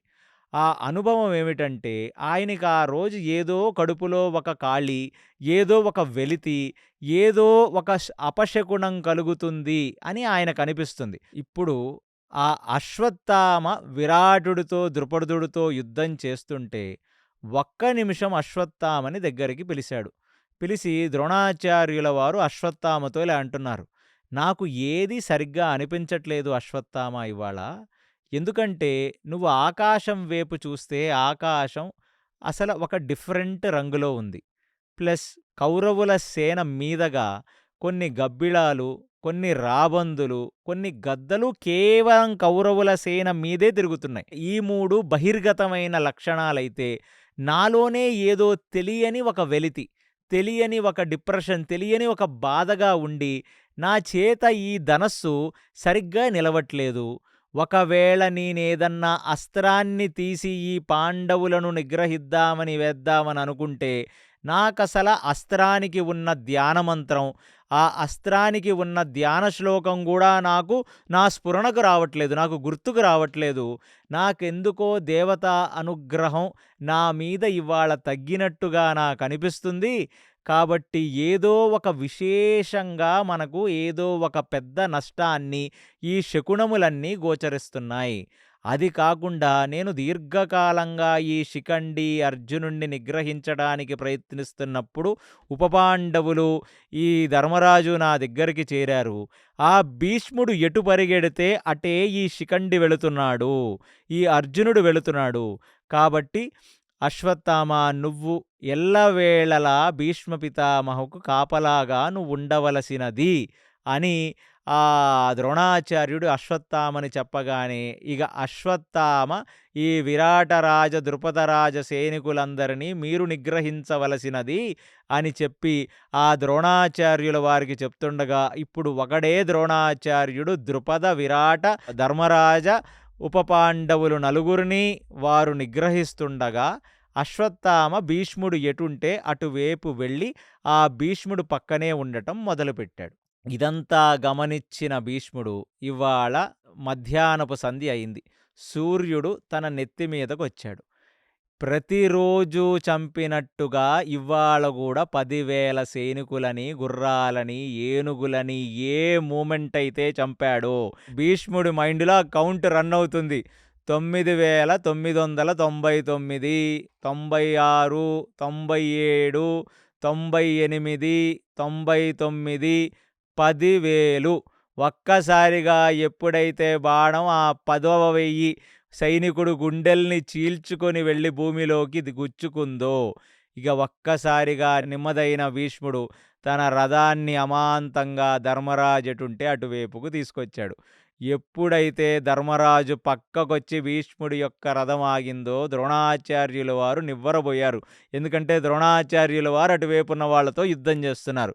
ఇప్పుడు ఆ ధర్మరాజు యొక్క చెవుల్లో చెప్తున్నాడు. ఇప్పుడు భీష్మాచార్యులు ధర్మరాజుకు వినపడేటట్టుగా భీష్మాచార్యులు చెప్తున్నారు, నేను ప్రతిరోజు బ్రతికున్నంతకాలం 10,000 సైనికుల్ని చంపుతానన్న నా 10,000 సంఖ్య ఇవాల్టికి మధ్యాహ్నం సూర్యుడు నెత్తిమీదకొస్తుండగా అయిపోయింది. సో ధర్మరాజా, ఇక ఆలస్యం చెయ్యకు, నువ్వు శిఖండిని ముందు పెట్టి అర్జునుడితో నన్ను సంహరించమని ఆయనకి ఆదేశమివ్వవలసినది అని అలా ఒక్క క్షణం ధర్మరాజుకు చెప్పినట్టే చెప్పి అటు నుంచి తన రథాన్ని తీసుకొని వెళ్ళి ఆ ద్రోణాచార్యుడు పక్కన నిలబడి ఇప్పుడు ఇదే విరాటరాజు ద్రుపదరాజు యుధిష్ఠర ఉపపాండవులతో ద్రోణాచార్యుడితో పాటు యుద్ధం చేయటం మొదలుపెట్టాడు ఈ భీష్ముడు. అక్కడ కూడా ద్రోణాచార్యుల వారికి ఒక డౌట్ రాలా. ఎందుకంటే ఆయన ధర్మరాజు పక్కన ఆగినట్టుగా ఆగి ఆయన చెవిలో ఏదో చెప్పినట్టుగా చెప్పి వచ్చి వచ్చి ద్రోణాచార్యుల వారి పక్కన ఎప్పుడైతే నిలిచాడో కొంచెం ద్రోణాచార్యుల వారు నెమ్మదిపడ్డాడు. అంటే భీష్మాచార్యుల వారు ఇక్కడికి వచ్చారని. అలా చేస్తూ చేస్తూ అక్కడ కూడా ద్రోణాచార్యుల పక్కన నుంచి విరాటరాజుని నిగ్రహించే ప్రయత్నం చేస్తూ ఎప్పుడైతే విరాటరాజు యొక్క తమ్ముడైన శతానికుడు భీష్మాచార్యుల వారిని నిగ్రహించే ప్రయత్నం చేసి విశేషమైన బాణాలతో ఆ భీష్మాచార్యులను నిగ్రహించే ప్రయత్నం చేస్తుంటే, అంటే ధర్మరాజుకి ఈ మాట చెప్పినప్పటికీ తన యుద్ధ ధర్మాన్ని ఆ భీష్మాచార్యులు మర్చిపోకుండా ఆ శతానికుడు గుండెల్లో ఒక బాణాన్నేసి కొడితే ఆ శతానికుడు ఎగిరి తన రథం మీద నుంచి కింద పడి మరణించాడు. ఇక ధర్మరాజు ఆ విరాటరాజు యొక్క తమ్ముడు చనిపోవటం చూచి ఇంకా ఆయనకు అర్థమైందంటే భీష్ముడు మనకి ఒక సంకేతం ఇచ్చినప్పటికీ మనం నిగ్రహించలేకపోతే ఇవాళ రోజు యుద్ధానికి మా తాతగారు మాకు చెప్పిన రహస్యానికి ఇక ఒక మీనింగే ఉండదని చెప్పి ఆ ధర్మరాజు ఆ శిఖండిని అర్జునుడిని వెతుక్కుంటూ వెళ్ళాడు.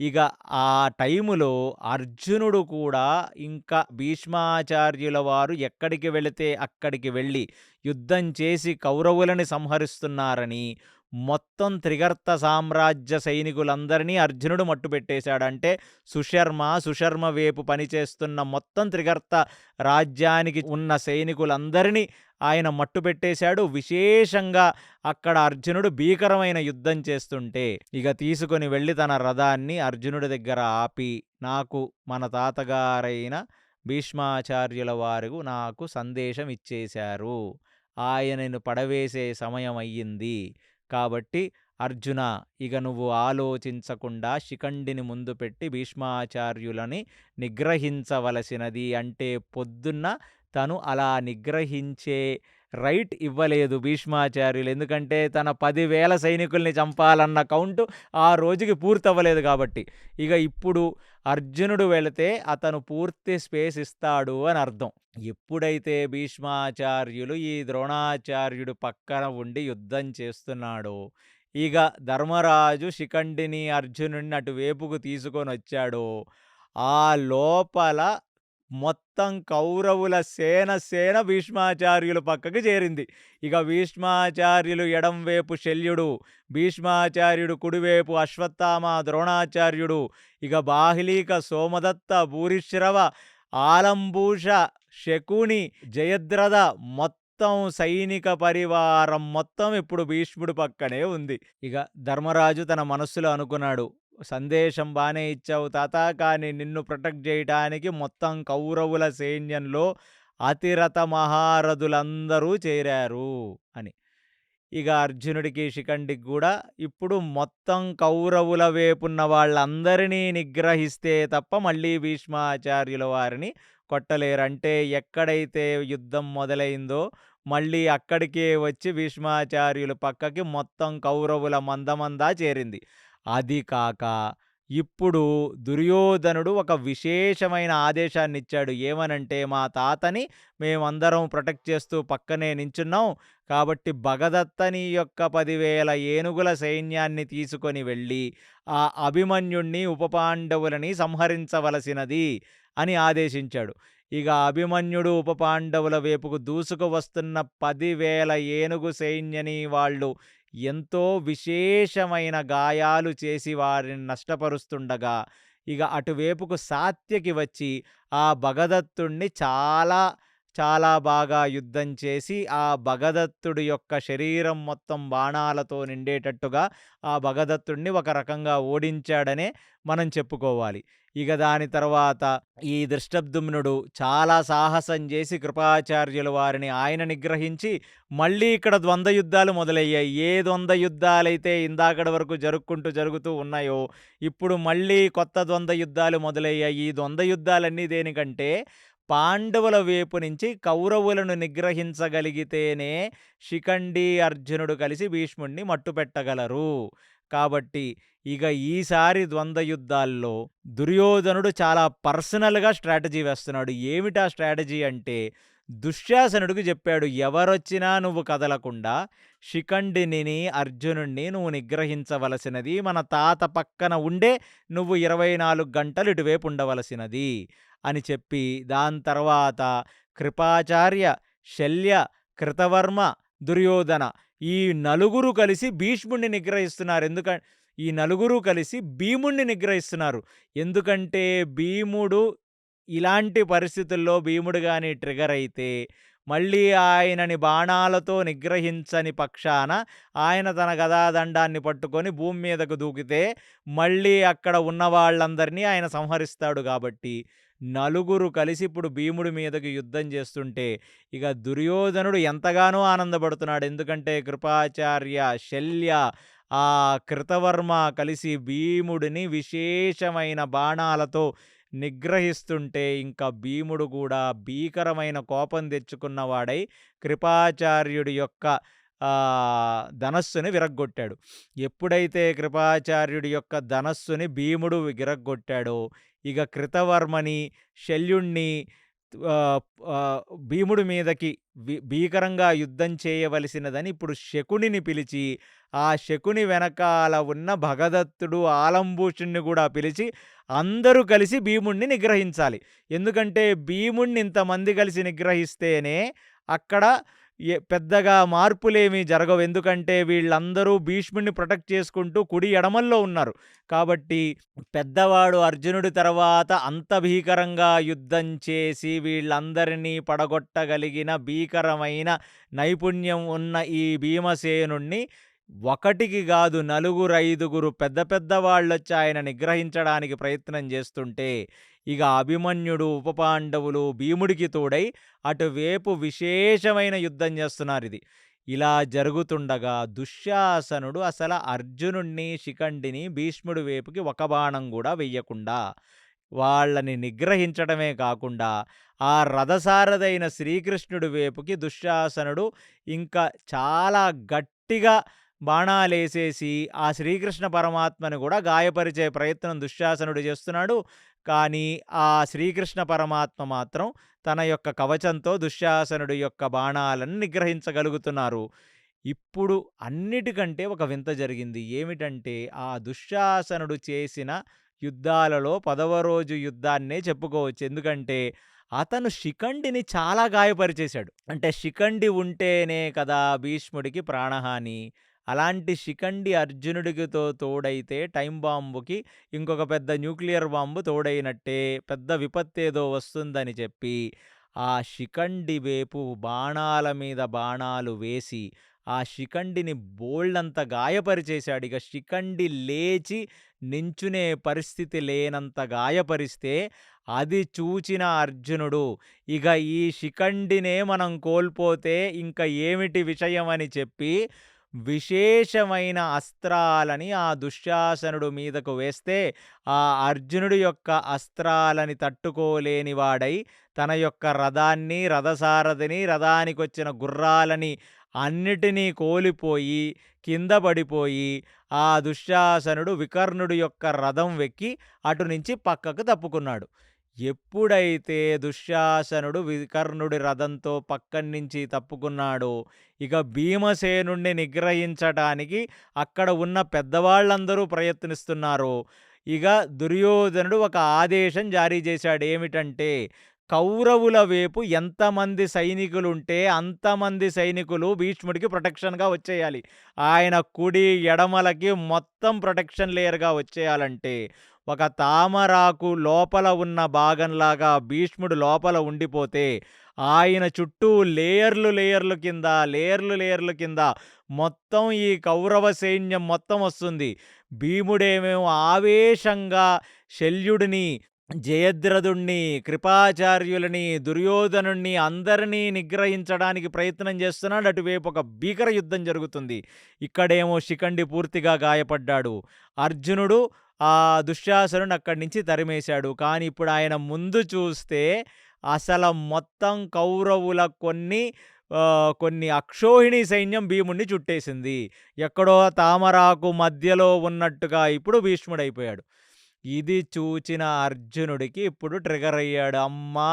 ఇవాళ గాని మనం ఇక భీష్ముడిని నిగ్రహించలేకపోతే ఇంక మనం ఎప్పటికీ నిగ్రహించలేము.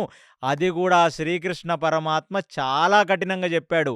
ఇవాళ దొరికితే ఛాన్సు ఒక్కసారే దొరుకుతుంది. ఛాన్స్ వాడుకుంటే యుద్ధంలో గెలుపు. ఈ ఛాన్స్‌ని నువ్వు మళ్ళీ మీ తాత మీద వాత్సల్యంతో పోగొట్టుకున్నావో అర్జునా! ఇక నీకు మళ్ళీ ఇలాంటి ఛాన్స్ దొరకదని కోపంగా ఆ శ్రీకృష్ణ పరమాత్మ అర్జునుడిని ఒక కోపంతో చూచి అర్జునుడిని ఆగ్రహిస్తే, ఇక అర్జునుడు ఒక్క నిమిషం అక్కడ ఊపిరి పీల్చుకొని తన మోకాలుతో రథం మీద కూర్చొని ఇప్పుడు గాలి లోపల చూస్తూ ఆ గాలి లోపలికి మహేంద్రాస్త్రాన్ని వదిలాడు అర్జునుడు. ఇక ఎప్పుడైతే మహేంద్రాస్త్రాన్ని వదిలాడో ఎన్ని అక్షోహిణి సైన్యం చుట్టుముట్టినా ఇప్పుడు వర్షం పడుతుంది. మీకు గతంలో చెప్పాను నేను, మహేంద్రాస్త్రం గాని వేస్తే ఇక మహేంద్రాస్త్రం నుంచి ఒక వాన పరంపరగా వర్షం పడుతుంది. బాణాల వర్షం. ఆ బాణాల వర్షం ఈ కౌరవుల సైన్యం మీద పడి ఈ సైనికులు అందరూ వాళ్ళ కవచాలను నెత్తి మీద పెట్టుకుంటే ఆ ఒక్కొక్కటి పొదునైన బాణం, ఆ మహేంద్రాస్త్రం అంటే అదొక రాడ్ లాంటి ఒక పెద్ద బాణాలు తగులుతుంటే కవచాలు పగిలి కౌరవుల తలల లోపలికి బాణాలు దిగిపోతూ కొన్ని లక్షల మంది కౌరవులు చెందరవందరైపోయి అటూ ఇటూ పరిగెత్తడం మొదలుపెట్టినా ఇంకా భీష్ముడు ఎక్కడున్నాడో కనపడట్లేదు. అంటే కొన్ని 2-3 లేయర్లు ఆ మహేంద్రాస్త్రంతో పోయినా ఇంకా భీష్ముడు కనపడట్లేదు వాళ్ళకి.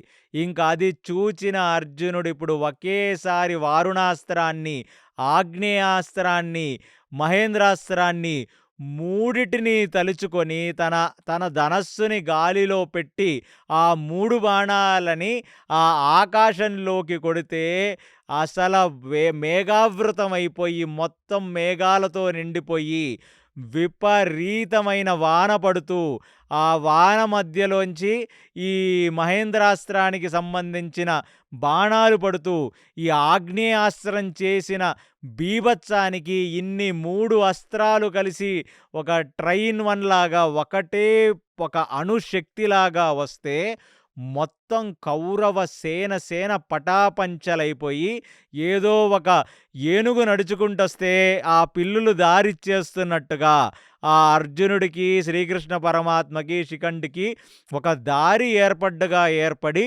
ఇప్పుడు ఆ మధ్యలో ఉన్న భీష్ముడు కనపడుతున్నాడు వీళ్ళకి.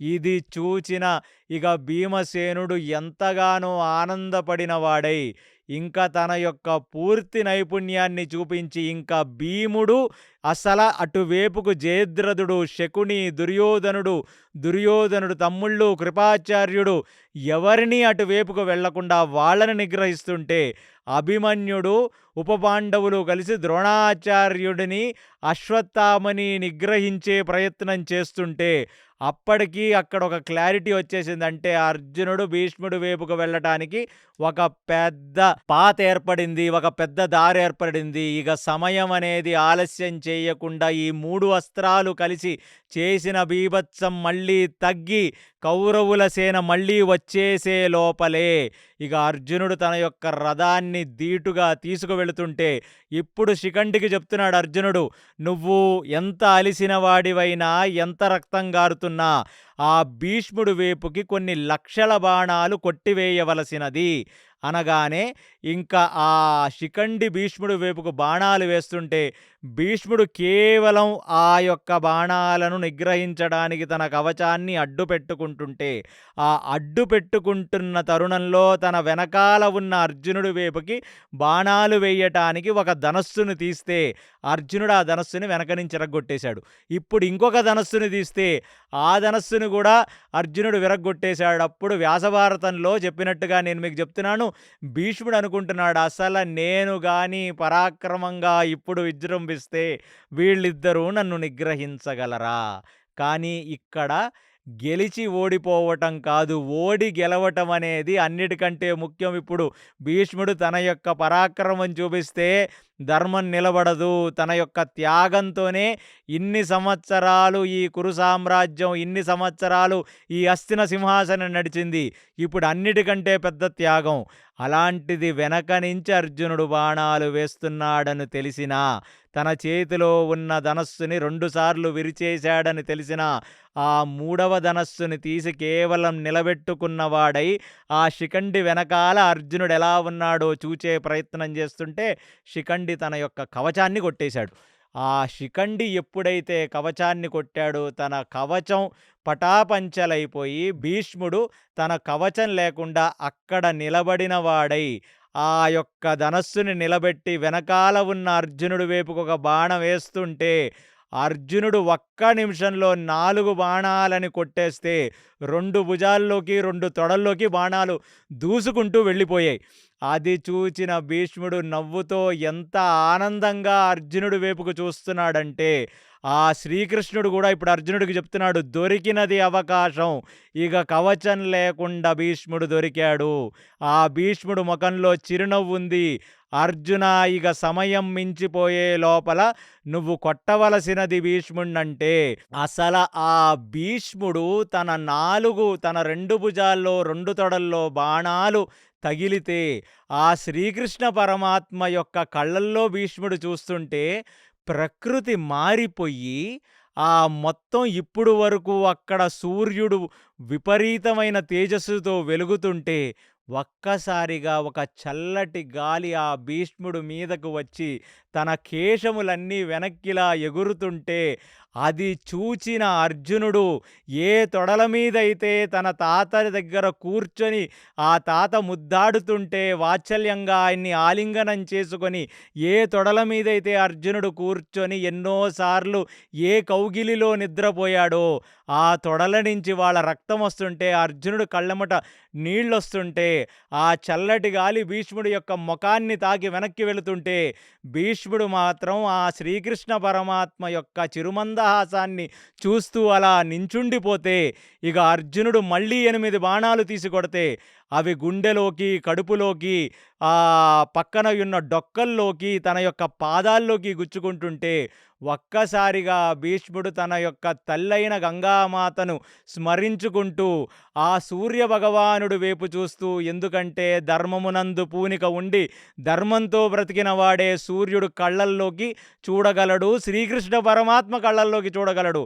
అలాంటిది ఆ సూర్యుడికి ఒక్కసారి నమస్కరించుకుంటూ తన తల్లికి తను నమస్కరించుకుంటూ ఇది చూడటానికి మొత్తం సమస్త బ్రహ్మాండంలో ఉన్న దేవతలు, కిన్నర కింపురుషులు, గాంధర్వులు, యక్షులు, సమస్త ఇంద్రచంద్రాది దేవతలు, ఇంద్రాది దేవతలు, ఆ బ్రహ్మ రుద్రులు కూడా ఆకాశం నుంచి చూస్తుండగా ఒక్కసారిగా ఆ ఆకాశ మార్గాన ఆ స్వర్గలోకంలో ఉన్న తన తండ్రైన శంతనుడు కనపడ్డాడు ఈ భీష్ముడికి.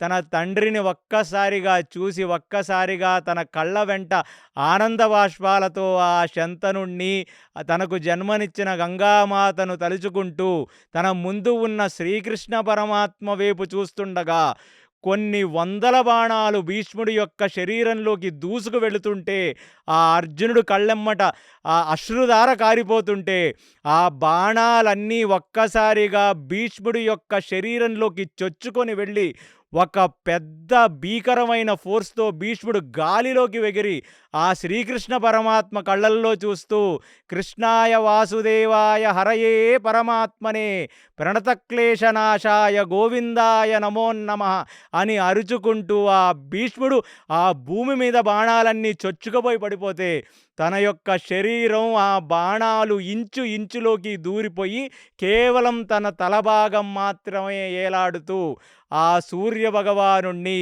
పైన ఉన్న శంతనుణ్ణి తన తల్లిని చూచుకుంటూ చిరుమందహాసంతో ఆ రోజు ఇక్కడ పడిపోతే అది చూసిన ద్రోణాచార్యుడు ఒక్కసారిగా కళ్ళు తిరిగి రథంలో పడిపోయాడు. ధర్మరాజు అది చూచి అసలు తన తాత గాల్లోకి ఎగిరి అలా కింద పడిపోతున్న దృశ్యం, ఒక్క నిమిషం భీముడు తన యుద్ధాన్ని ఆపాడు. ఒక్క క్షణం అభిమన్యుడు, ఒక్క క్షణం దుర్యోధనుడు, దుశ్శాసనుడు అసలు ఏమి జరిగింది అని చూచే లోపల భీష్ముడు ఒక పెద్ద శకం ముగిసింది, ఒక యుగం ముగిసింది, హస్తిన త్యాగం ముగిసింది.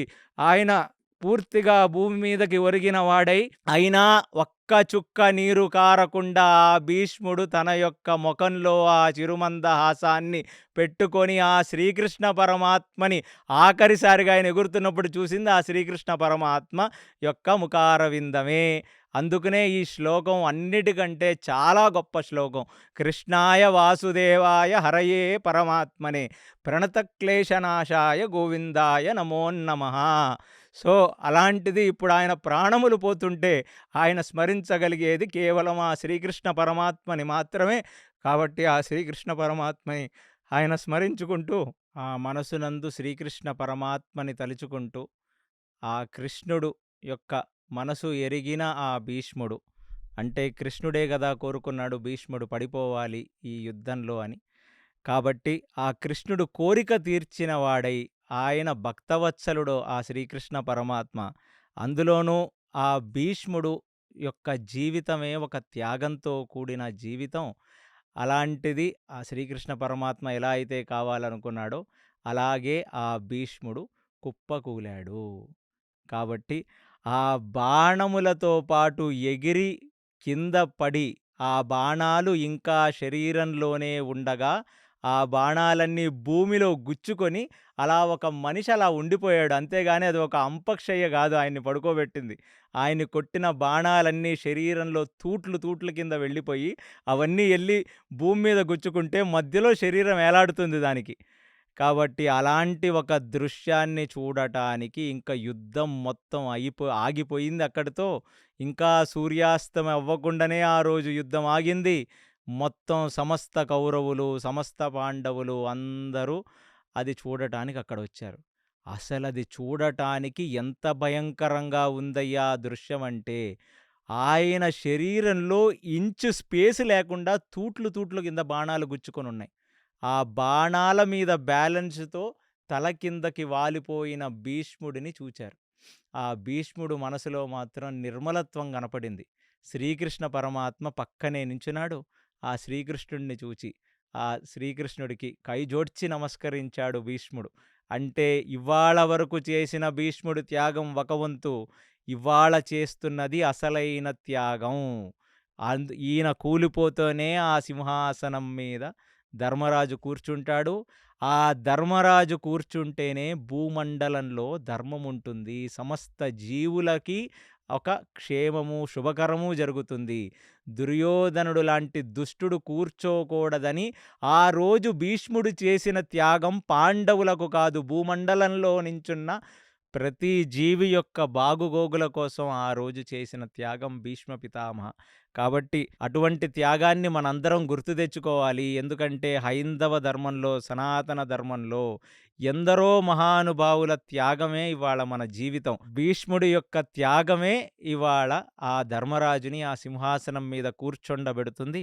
కానీ శ్రీకృష్ణ పరమాత్మని చూచి కైజోడ్చి నమస్కరించిన ఈ భీష్ముడు ఇప్పుడు శ్రీకృష్ణ పరమాత్మతో ఆయన అంటున్నాడు, కృష్ణ ఇప్పుడు సంతోషమేనా, నువ్వు అనుకున్నది నెరవేరిందా అంటే శ్రీకృష్ణుడు కూడా దాని యొక్క ఆ త్యాగాన్ని అంగీకరిస్తూ తన యొక్క తలనాడిస్తుండగా ఆ పక్కన నించున్న ధర్మరాజు, పక్కన నించున్న భీముడు, పక్కన నించున్న నకుల సహదేవులు, అర్జునుడు అసల భీష్ముడిని అటువంటి పరిస్థితుల్లో చూచి వాళ్ళ కళ్ళెమ్మట విపరీతంగా అశ్రుధార కారిపోతుంది. ఎందుకంటే పాండవులు కలలో గూడా అనుకోలేదు. ఎందుకంటే ఈ యుద్ధాన్ని గెలిచి తన తాతని వాళ్ళ పక్కన పెట్టుకొని తాత సలహాలు తీసుకుంటూ ఈ భూమండలాన్ని ధర్మంతో ఏలదామనుకుంటున్న తాత ఇవాళ పక్కన లేకపోతే వాళ్ళకి మంచి చెడులు చెప్పేవాళ్ళెవరు? వాళ్ళకొక పెద్ద దిక్కెవరు? ఒక మూల పురుషుడు పడిపోయాడు ఆ రోజు భూమండలం అదిరింది.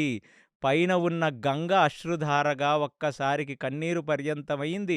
శంతనుడు అసల చూచి ఎంతగానో ఆనందపడ్డాడు. ఎందుకంటే ఎన్ని సంవత్సరాల నుంచి ఈ హస్తిన యొక్క భారాన్ని మోస్తూ, మోస్తూ ఇన్ని అధర్మపు క్రియలని ఆయన తన యొక్క రక్తం చేస్తున్న దాన్ని భరిస్తూ ఇవాళ ఇక్కడికి వచ్చాడు. అంటే కొన్నిసార్లు ఆ పెద్దవాళ్ళు చిన్నపిల్లలు కొట్టుకోవటం చూడలేక ఒక రకంగా ఇటువంటి త్యాగం చేసిన వ్యక్తి. కానీ ఎంతగానో బాధపడ్డారు పాండవులంతా. అది చూచి వైపు అశ్వత్థామ, దుర్యోధన, దుశ్శాసన, మిగిలిన తమ్ముళ్ళు వాళ్లకు ఒక్క నిమిషం వాయిస్ లేదు. ఎందుకంటే కౌరవుల వైపు కేవలం భీష్మ పితామహుడు ఒక్కడుంటే చాలు, పాండవులని తుక్కు తుక్కు కింద కొట్టేద్దాం, పాండవులని తుక్కు తుక్కు కింద చంపేద్దాం, మనం రాజ్యాన్ని ఏలదాం అనుకున్న దుర్యోధనుడు ఇవాళ రాత్రి ఆ టెంటులోకి వెళ్ళి ఎవరితో మాట్లాడాలి, ఎవరిని తిట్టాలి? ఎందుకంటే దుర్యోధనుడిది కూడా ఒక రకంగా అదే ఎమోషన్. నిన్ను నమ్ముకొని వచ్చాను తాత నేను ఈ యుద్ధం చేయటానికి. ప్రతిసారి ఆ టెంటులోకెళ్ళి ఆ భీష్మాచార్యుల వారిని అడుగుతాడే, ఇంద్రాది దేవతలు నిన్ను నిలవలేరు, అలాంటిది ఆ పాండవులు ఎందుకు నా తమ్ముళ్ళని కొట్టేస్తున్నారంటే, ఆ దుర్యోధనుడిని చూస్తూ ఆ భీముడు చూస్తుంటే తనకు ఆ దుర్యోధనుడు కూడా అదే గుర్తొచ్చింది. నా తమ్ముళ్ళు పడిపోతున్నారు తాత, నా తమ్ముళ్ళు పడిపోతున్నారు అని నీ దగ్గరకొచ్చి ఏడ్చానే, నువ్వే పడిపోయావా?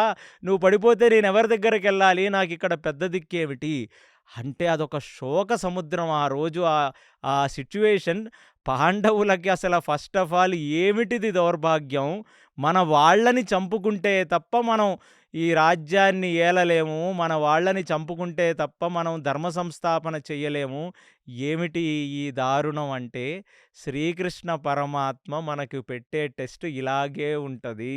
ఎందుకంటే ఇనుము అగ్నిలో కాలనిది, దాన్ని ఎలా అయితే మనం వంచలేమో అలాగే మన మనసులను కూడా ఇలాంటి ఒక క్లిష్ట పరిస్థితి, మనకు కావలసిన వాళ్ళు మన కళ్ళ ముందు పడిపోయినా ధర్మాచరణని ఎరిగి ధర్మమునందు పూనిక ఉండి ఆ యుద్ధం స్వార్థం కోసం కాకుండా సమస్త జనుల యొక్క క్షేమము కోసం చేసే ఒక నైపుణ్యం ఉన్న పాండవులు ఇప్పుడు కొంచెం ఎమోషనల్లీ దాన్ని దిగమింగుకొని ఆ శ్రీకృష్ణ పరమాత్మ యొక్క చెయ్యి పట్టుకొని వాళ్ళంతా కొంచెం గట్టిగా ఉండగలిగారు.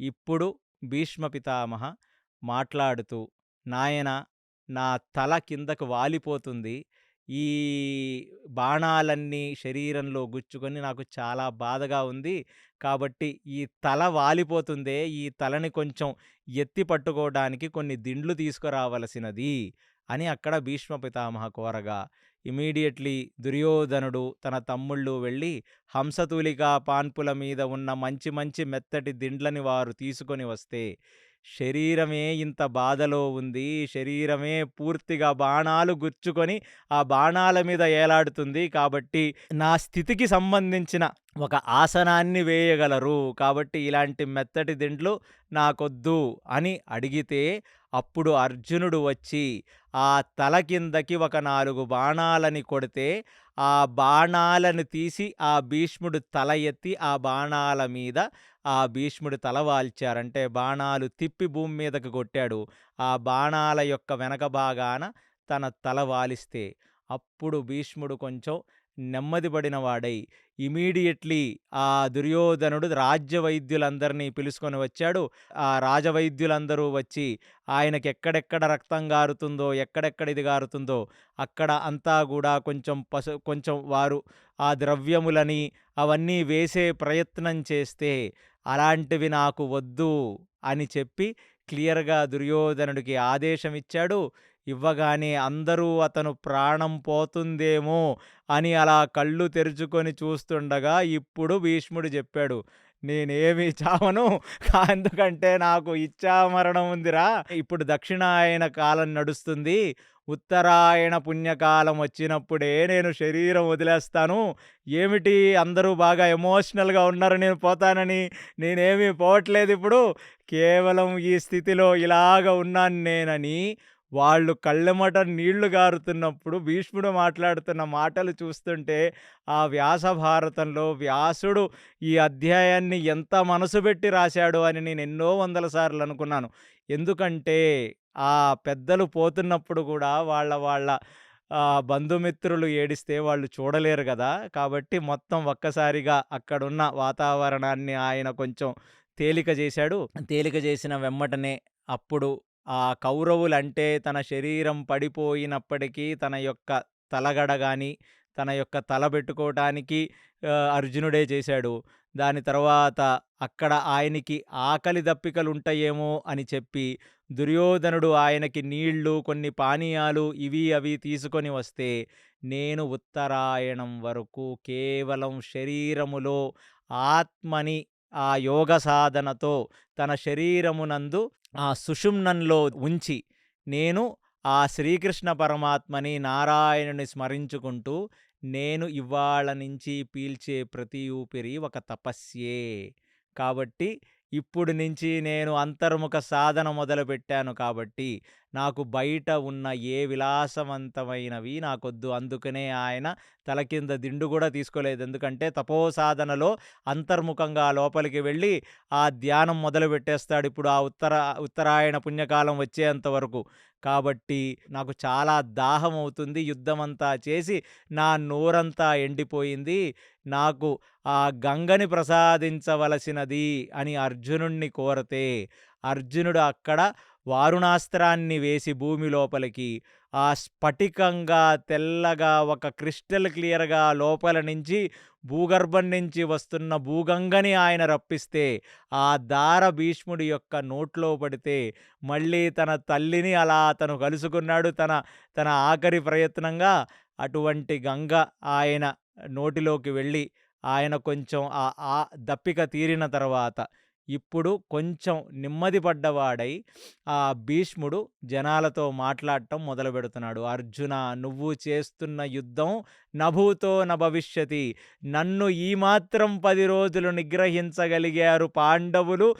ఈ 10 రోజులు యుద్ధం చెయ్యగలిగారంటే నాయనా, అది నువ్వు నన్ను నిగ్రహించడం వల్ల ఇంత జరిగింది తప్ప, అర్జున నీకా వైభవం లేకపోతే నేనెప్పుడో ఈ పాండవ సేనని నిర్మూలించేవాడిని.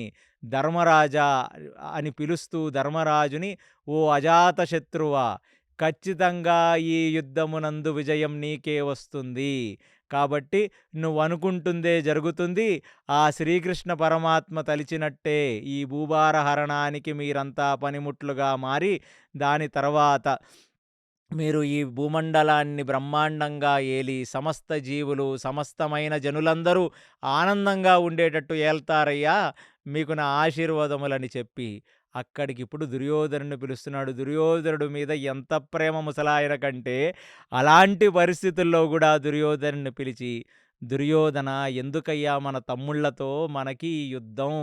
ఆ హస్తిన వాళ్ళకిచ్చేసి, ఆ అర్ధలక్ష్మిని నువ్వు వరించి, ఇంకొక అర్ధలక్ష్మిని వాళ్ళకిచ్చేసి, ఈ కురు సామ్రాజ్యంలో ఉన్న మీరిద్దరూ అన్నదమ్ములుగా బ్రతికితే చూసి ఆనందిద్దామని అనుకున్న వాడిని నేను. అలాంటిది ఆ కోరిక ఎప్పటికీ నెరవేరలేదు దుర్యోధన. ఇప్పటికీ మించిపోయింది లేదు ధర్మరాజు అజాతశత్రువు. ఎవరితోనూ శత్రుత్వం ఉండదు. ఆయన ఇప్పటికీ రాజీ చేసుకుంటాడు. నువ్వు దయచేసి దుర్యోధన పొయ్యి మళ్ళీ ఆ ధర్మరాజు చేతులు పట్టుకొని అడిగి, వాళ్ళకి వాళ్ళ అర్ధరాజ్యాన్ని ఇచ్చి మీరిద్దరూ సుఖంగా ఉంటే తాతను నేనెంతగానో ఆనందపడతానని ఇలాంటి పరిస్థితుల్లో దుర్యోధనుడికి చెప్పినా, దుర్యోధను విననివాడై ఏమీ మాట్లాడకుండా మౌనంగా తాతని చూస్తూ అలా నించుండిపోతే, అప్పుడు హెచ్చరించాడు. "నువ్వు గాని దుర్యోధన ఈ విషయం చెయ్యకపోతే, నువ్వు గాని ఇప్పుడు రాజీ కాకపోతే, చచ్చిపోయిన వాళ్ళెలాగో చచ్చిపోయారు. ఇక ముందు వాళ్ళన్నా బ్రతుకుతారు నాయనా. కనీసం నీకు మిగిలిన తమ్ముళ్ళ కోసమైనా నువ్వు కనీసం ఆ ధర్మరాజుతో కొంచెం సంధి చేసుకో నాయనా" అంటే అప్పటికీ మాట్లాడకపోతే ఇంకా భీష్ముడు ఒక నిజం చెప్పాలి గదా! అందుకనే చెప్పాడు, "నువ్వు గాని సంధి చేసుకోకపోతే ఆ భీముడి చేతిలో సంహరింపబడతావు. నీ మిగతా తమ్ముళ్ళు కూడా భీముడి చేతిలో సంహరింపబడతారు. కాబట్టి కనీసం ఇప్పటికీ ఆ జడత్వాన్ని, ఆ మూర్ఖత్వాన్ని, ఆ జటిలత్వాన్ని నువ్వు వదిలేసి దయచేసి సంధి చేసుకోవలసినది" అని దుర్యోధనుడిని కోరాడు. అంటే ఆ తాత ఇప్పుడు వీళ్ళతో కుశల ప్రశ్నలాడి అందరికీ అన్ని మంచులు చెప్తున్నాడు.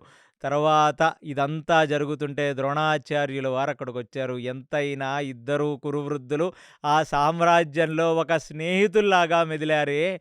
ఆ ద్రోణాచార్యుడు భీష్ముడిని ఆ పరిస్థితుల్లో చూసి కన్నీరు పర్యంతమయ్యాడు. ఆ ద్రోణాచార్యుల వారికి చెప్పారిప్పుడు. ఏమిటంటే ఈ కౌరవులని అంటే వెళ్ళిపోతూ కూడా కౌరవులని జాగ్రత్తగా చూచుకోవలసినది. అంటే నాకు భీష్ముడు కథ వింటే మన ఇంట్లో ఉన్న ఒక పెద్దవాళ్ళు చేసే త్యాగం వల్లనే ఆ కుటుంబమే ముందుకెళ్తది. హైందవ సంస్కృతిలోనే ఇలాంటి ఒక త్యాగం మనం చూస్తాం. అంటే ఇవాల్టికి కలియుగంలో ఇన్ని వందల సంవత్సరాలు, ఇవాల్టికి ఈ భీష్ముడు ఘటన జరిగి 5000 సంవత్సరాలు దాటింది. అయినా ప్రతి కుటుంబంలో మనకొక తాతలు, మన ముత్తాతలు, మన తండ్రులు చేసే త్యాగాల వల్ల కుటుంబాలు ముందుకెళ్తాయి తప్ప, మీ యొక్క సాహసాల వల్లనో, మీ యొక్క ధైర్యం వల్లనో, మీ పరాక్రమం వల్లనో ముందుకెళ్ళవు. అందుకనే ఆ అంపశయ్య మీద పడుకున్న భీష్ముడు కూడా ఆ కౌరవులని ఇంకా వాళ్ళ మంచి కోరిన వాడై వాళ్ళకి చెప్తుంటే, ఇది తెలుసుకున్న కర్ణుడు అక్కడికి నడుచుకుంటూ వస్తే, ఆ కర్ణుడిని చూసి చెప్తున్నాడు, "ఏం కర్ణ, బాగా బాధపడ్డట్టున్నావు. నన్ను క్షమించవలసినది. నిన్ను ఎన్నో మాటలన్నానే నేను. కానీ అవన్నీ నేను ఎప్పుడూ నీ మీద కోపంతో అనలేదయ్యా. నీ మీద ద్వేషంతో అనలేదు. కేవలం దుర్యోధనుడిని ఎప్పటికెప్పుడు నువ్వు రెచ్చగొడుతూ, ఆ దుర్యోధనుడితో చెయ్యరాని పనులు చేయిస్తున్నావన్న ఒక బాధతో అన్నాను. నీకొక రహస్యాన్ని నేను చెప్తానిప్పుడు. ఏమిటా రహస్యం అంటే, నువ్వు అసల ఈ రాధసుతుడివి కాదు కర్ణ. రాధేయ అని నిన్ను పిలుస్తారు. నువ్వు కుంతీసుతుడివి. కాబట్టి నీ మంచి కోరి చెప్తున్నాను. నీ ఆయస్సు కోరి చెప్తున్నాను. తాత మనవడు యొక్క ఆయస్సు కోరతాడు. నా మనవడి లాంటి వాడివి కదరా నువ్వు.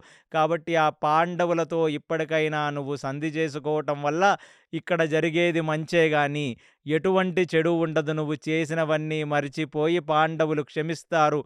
నిన్ను అన్నగా స్వీకరిస్తారు. ఈ రహస్యాన్ని నాకు నారదుడు చెప్పాడురా కర్ణా అని చెప్తే, ఆ కర్ణుడు, నాకు ఆల్రెడీ ఈ సంగతి తెలుసు తాత. నాకు శ్రీకృష్ణ పరమాత్మ, ఆ కుంతి ఇద్దరూ చెప్పారు. కానీ నేనిప్పుడు ఆ ముందుకు వెళ్ళలేను. ఇన్ని రోజులు పాండవుల పట్ల ఇంత ద్వేషాన్ని పెంచుకున్న నేను ఇవాళ ఒక నిజం తెలుసుకొని ఒకే నిమిషంలో ఆ పాండవులను ప్రేమించి వారి చెంతకు నేను చేరలేను. సరే, నీకు నచ్చింది నువ్వు చేయవలసినది. నా ఆశీస్సులు, ఆశీర్వాదాలెప్పుడూ మీ వైపుంటాయి. నాకు ఇరుపక్షాల వాళ్ళు కావలసిన వాళ్ళే. మీరు బాగుపడితే అంతకంటే చూచి ఆనందించేవాడిని, ఈ ముసలివాడిని. ఇంతకంటే ఎక్కువ ఏమి చేయగలను నేను? నా దౌర్భాగ్యం ఏమిటంటే, నా వైపు ఉన్న నా రక్తమే రెండుగా కొట్టుకొని ఇలాగ మా కళ్ళ ముందు రాలిపోతుంటే నేనది ఎప్పుడూ చూడలేకపోయాను. ఇక ముందు నాకు చూసే ఆ దురదృష్టం కూడా నాకక్కర్లేదు. కేవలం ఇప్పుడు ఈ అంపశయ్య మీద ఆ యోగ సాధనలో ఆ ఆత్మ సాక్షాత్కారాన్ని పొంది నేను నిత్యం ఆ శ్రీ మహావిష్ణువుని, శ్రీకృష్ణ పరమాత్మని తలుచుకుంటూ నేను ఇక నా యొక్క ధ్యానంలోకి నేను జారుకుంటానని భీష్ముడు చెప్తుండగా, ఇక ఆ రోజు చాలా రాత్రి అయింది. ఇక అక్కడ ఆ దుర్యోధనుడు, ఆ పాండవులందరూ కలిసి, మీరందరూ గమనించాల్సినది, ఇప్పుడు ఆ అంపశయ్య మీద రక్తం కారుకుంటూ భీష్ముడలా ఉంటే, ఆ రాత్రి ఎన్నో రాబందులు, గద్దలు ఎన్నో వస్తాయి, నక్కలు అక్కడికి. ఒక ప్రహరీ గోడని అక్కడ భీష్ముడి చుట్టువైపు ఏర్పరిచి, ఎప్పుడూ ఆ భీష్ముడి వైపుకి ఎటువంటి రాబందులు, గద్దలు, రాక్షస పక్షులు రాకుండా అక్కడ కొందరిని కాపలా పెట్టి, ఇవాళ అందరూ అక్కడి నుంచి వాళ్ళ స్థావరాల్లోకి వెళ్ళిపోయారు. ఇవాళ ఈ భీష్ముడి యొక్క వృత్తాంతంతో ఒక పెద్ద ఘట్టం పూర్తయింది.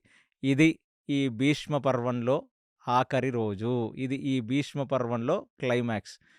అక్కడ నుంచి పాండవులు వాళ్ళ స్థావరాల్లోకి, కౌరవులు వాళ్ళ స్థావరాల్లోకి వెళ్ళిపోగా, ఆ భీష్ముడు తన యోగ సాధనలో ఆ ధ్యానంలోకి జారుకుండుండగా ఆ రోజు రాత్రి అలా గడిచింది.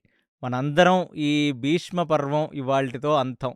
సో, ఈ భీష్మ పర్వంలో ఆఖరిగా భీష్ముడి యొక్క ఘట్టాన్ని చూస్తే మనందరికీ గుర్తు రావాల్సింది, మన యొక్క పూర్వీకులు చేసిన ఎన్నో త్యాగాల ఫలమే మన జీవితం. అలా గమనిస్తే అసలు ఈ మనం అనుభవిస్తున్న ఈ స్వేచ్ఛ, ఈ స్వతంత్రం గూడా ఎందరో భీష్ముల్లాంటి వాళ్ళు ఈ దేశం కోసం చేసిన త్యాగాన్నే మనందరం ఇవాళ అనుభవిస్తున్నాం. కాబట్టి కనీసం ఈ భీష్మ పర్వంలో నాకెప్పుడూ అనిపించేదేంటంటే, మనం పెద్దవాళ్ళల్లో చాలా దోషాలు చూస్తాం మన తల్లిదండ్రుల్లో, వారి తల్లిదండ్రుల్లో. మనకు నచ్చని ఎన్నో పనులు వారు చేసుండొచ్చు. కానీ వారి యొక్క త్యాగాల వల్లనే మన జీవితాలు ఇవాల్టికి ముందుకు వెళుతున్నాయి. వాళ్ళ త్యాగాల వల్లనే మన అస్తిత్వం నిలబడింది. సో, హైందవ సంస్కృతిలో, సనాతన ధర్మంలో త్యాగాల వల్ల కుటుంబాలు ముందుకెళ్ళాయి తప్ప, స్వార్థాల వల్ల ఎప్పుడూ కుటుంబాలు నిలబడలేదు. మనకి పాశ్చాత్య దేశంలో, ఈ భూమండలంలో ఉన్న సమస్త దేశాలకి ఉన్న ఒక వ్యత్యాసం ఏమిటంటే, ఇవ్వాల్టికి మనం మన యొక్క పితృదేవతలని, మన యొక్క తండ్రులని, మన యొక్క తాతలని మనం గుర్తెరిగి, వారు చేసిన త్యాగములను గుర్తెరిగి, వాళ్ళ పట్ల ఒక కృతజ్ఞతాపూర్వకంగా బ్రతకటమే మన యొక్క అస్తిత్వం, మన యొక్క ఉనికి. కాబట్టి ఈ భీష్మ పర్వాన్ని గమనించిన మీరందరూ కూడా మీ పితృదేవతలని, మీ తాతలను స్మరించుకుంటూ, మళ్ళీ ఈ నెక్స్ట్ వచ్చే అధ్యాయమైన ద్రోణ పర్వంలో జరిగే ఎన్నో విషయాలని ఆ శ్రీకృష్ణ పరమాత్మ యొక్క ఆశీర్వాదంతో తెలుసుకుందాం. కృష్ణాయ వాసుదేవాయ హరయే పరమాత్మనే ప్రణతక్లేశనాశాయ గోవిందాయ నమోన్నమః. ఈ యొక్క శ్లోకం కూడా చాలా చాలా పవర్ఫుల్ శ్లోకం ఇది. మీకు ఎప్పుడు మీ మనసుల్లో చిన్న భయం గానీ, మీ మనసుల్లో ఎప్పుడైనా ఒక క్లేశం గానీ, చెయ్యలేని ఒక అలజడి గానీ, ఒక డౌట్ గానీ, ఒక అయోమయ స్థితి గానీ, ఆపద సమయంలో మీ ప్రాణములను రక్షించే శ్రీకృష్ణ పరమాత్మని ధ్యానించుకునే శ్లోకం. కాబట్టి ఈ శ్లోకాన్ని అందరూ నేర్చుకొని మీ పిల్లలకు కూడా ఇది నేర్పించవలసినదిగా నా విన్నపం. ప్రీణయామో వాసుదేవం. సర్వం శ్రీకృష్ణార్పణమస్తు. హరే కృష్ణ. ఈరోజు భీష్మ పర్వం 10th డే. మనందరికీ చాలా ఇమోషనల్ అయిన ఎపిసోడ్ కదండి ఇది. ఇంతవరకు చాలామంది కామెంట్స్లో భీష్మాచార్య క్యారెక్టర్ గురించి ఎన్నో క్వశ్చన్స్ రేస్ చేశారు. మన అందరికీ ఈరోజు భీష్ముడు గురించి క్లారిటీ వచ్చిందనే అనుకుంటున్నాను. భీష్మ పితామహ తన కౌరవులకి చేసినటువంటి ప్రతిజ్ఞ ప్రకారం ఈరోజు కూడా 10,000 మంది సైనికులని సంహారం చేశారు. అలాగే పాండవులకు కూడా హింట్ ఇచ్చారు, నన్ను చంపే సమయం వచ్చిందని చెప్పి.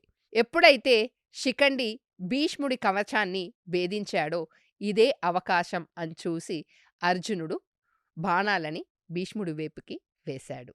ఇన్ని రోజులు భీష్ముడు చేసినటువంటి త్యాగం ఒకెత్తైతే, కృష్ణుడు మీద భక్తి ఉండి ఈరోజు చేసినటువంటి త్యాగం నెక్స్ట్ లెవెల్ కదండి.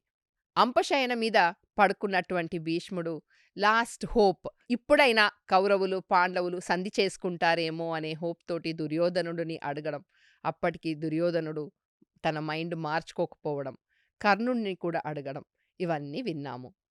ఇలా మన ఇళ్లల్లో కూడా ఖచ్చితంగా ఒక పితామహ ఉండే ఉంటారు. వాళ్ళు చేసినటువంటి త్యాగం వల్లనే ఈరోజు మనం ఇంత హాయిగా బతుకుతున్నాం.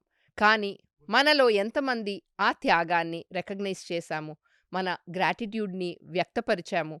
ఇది మనలో మనం ఆత్మవిమర్శన చేసుకోవాల్సిన టైం. నెక్స్ట్ వచ్చేది ద్రోణపర్వం.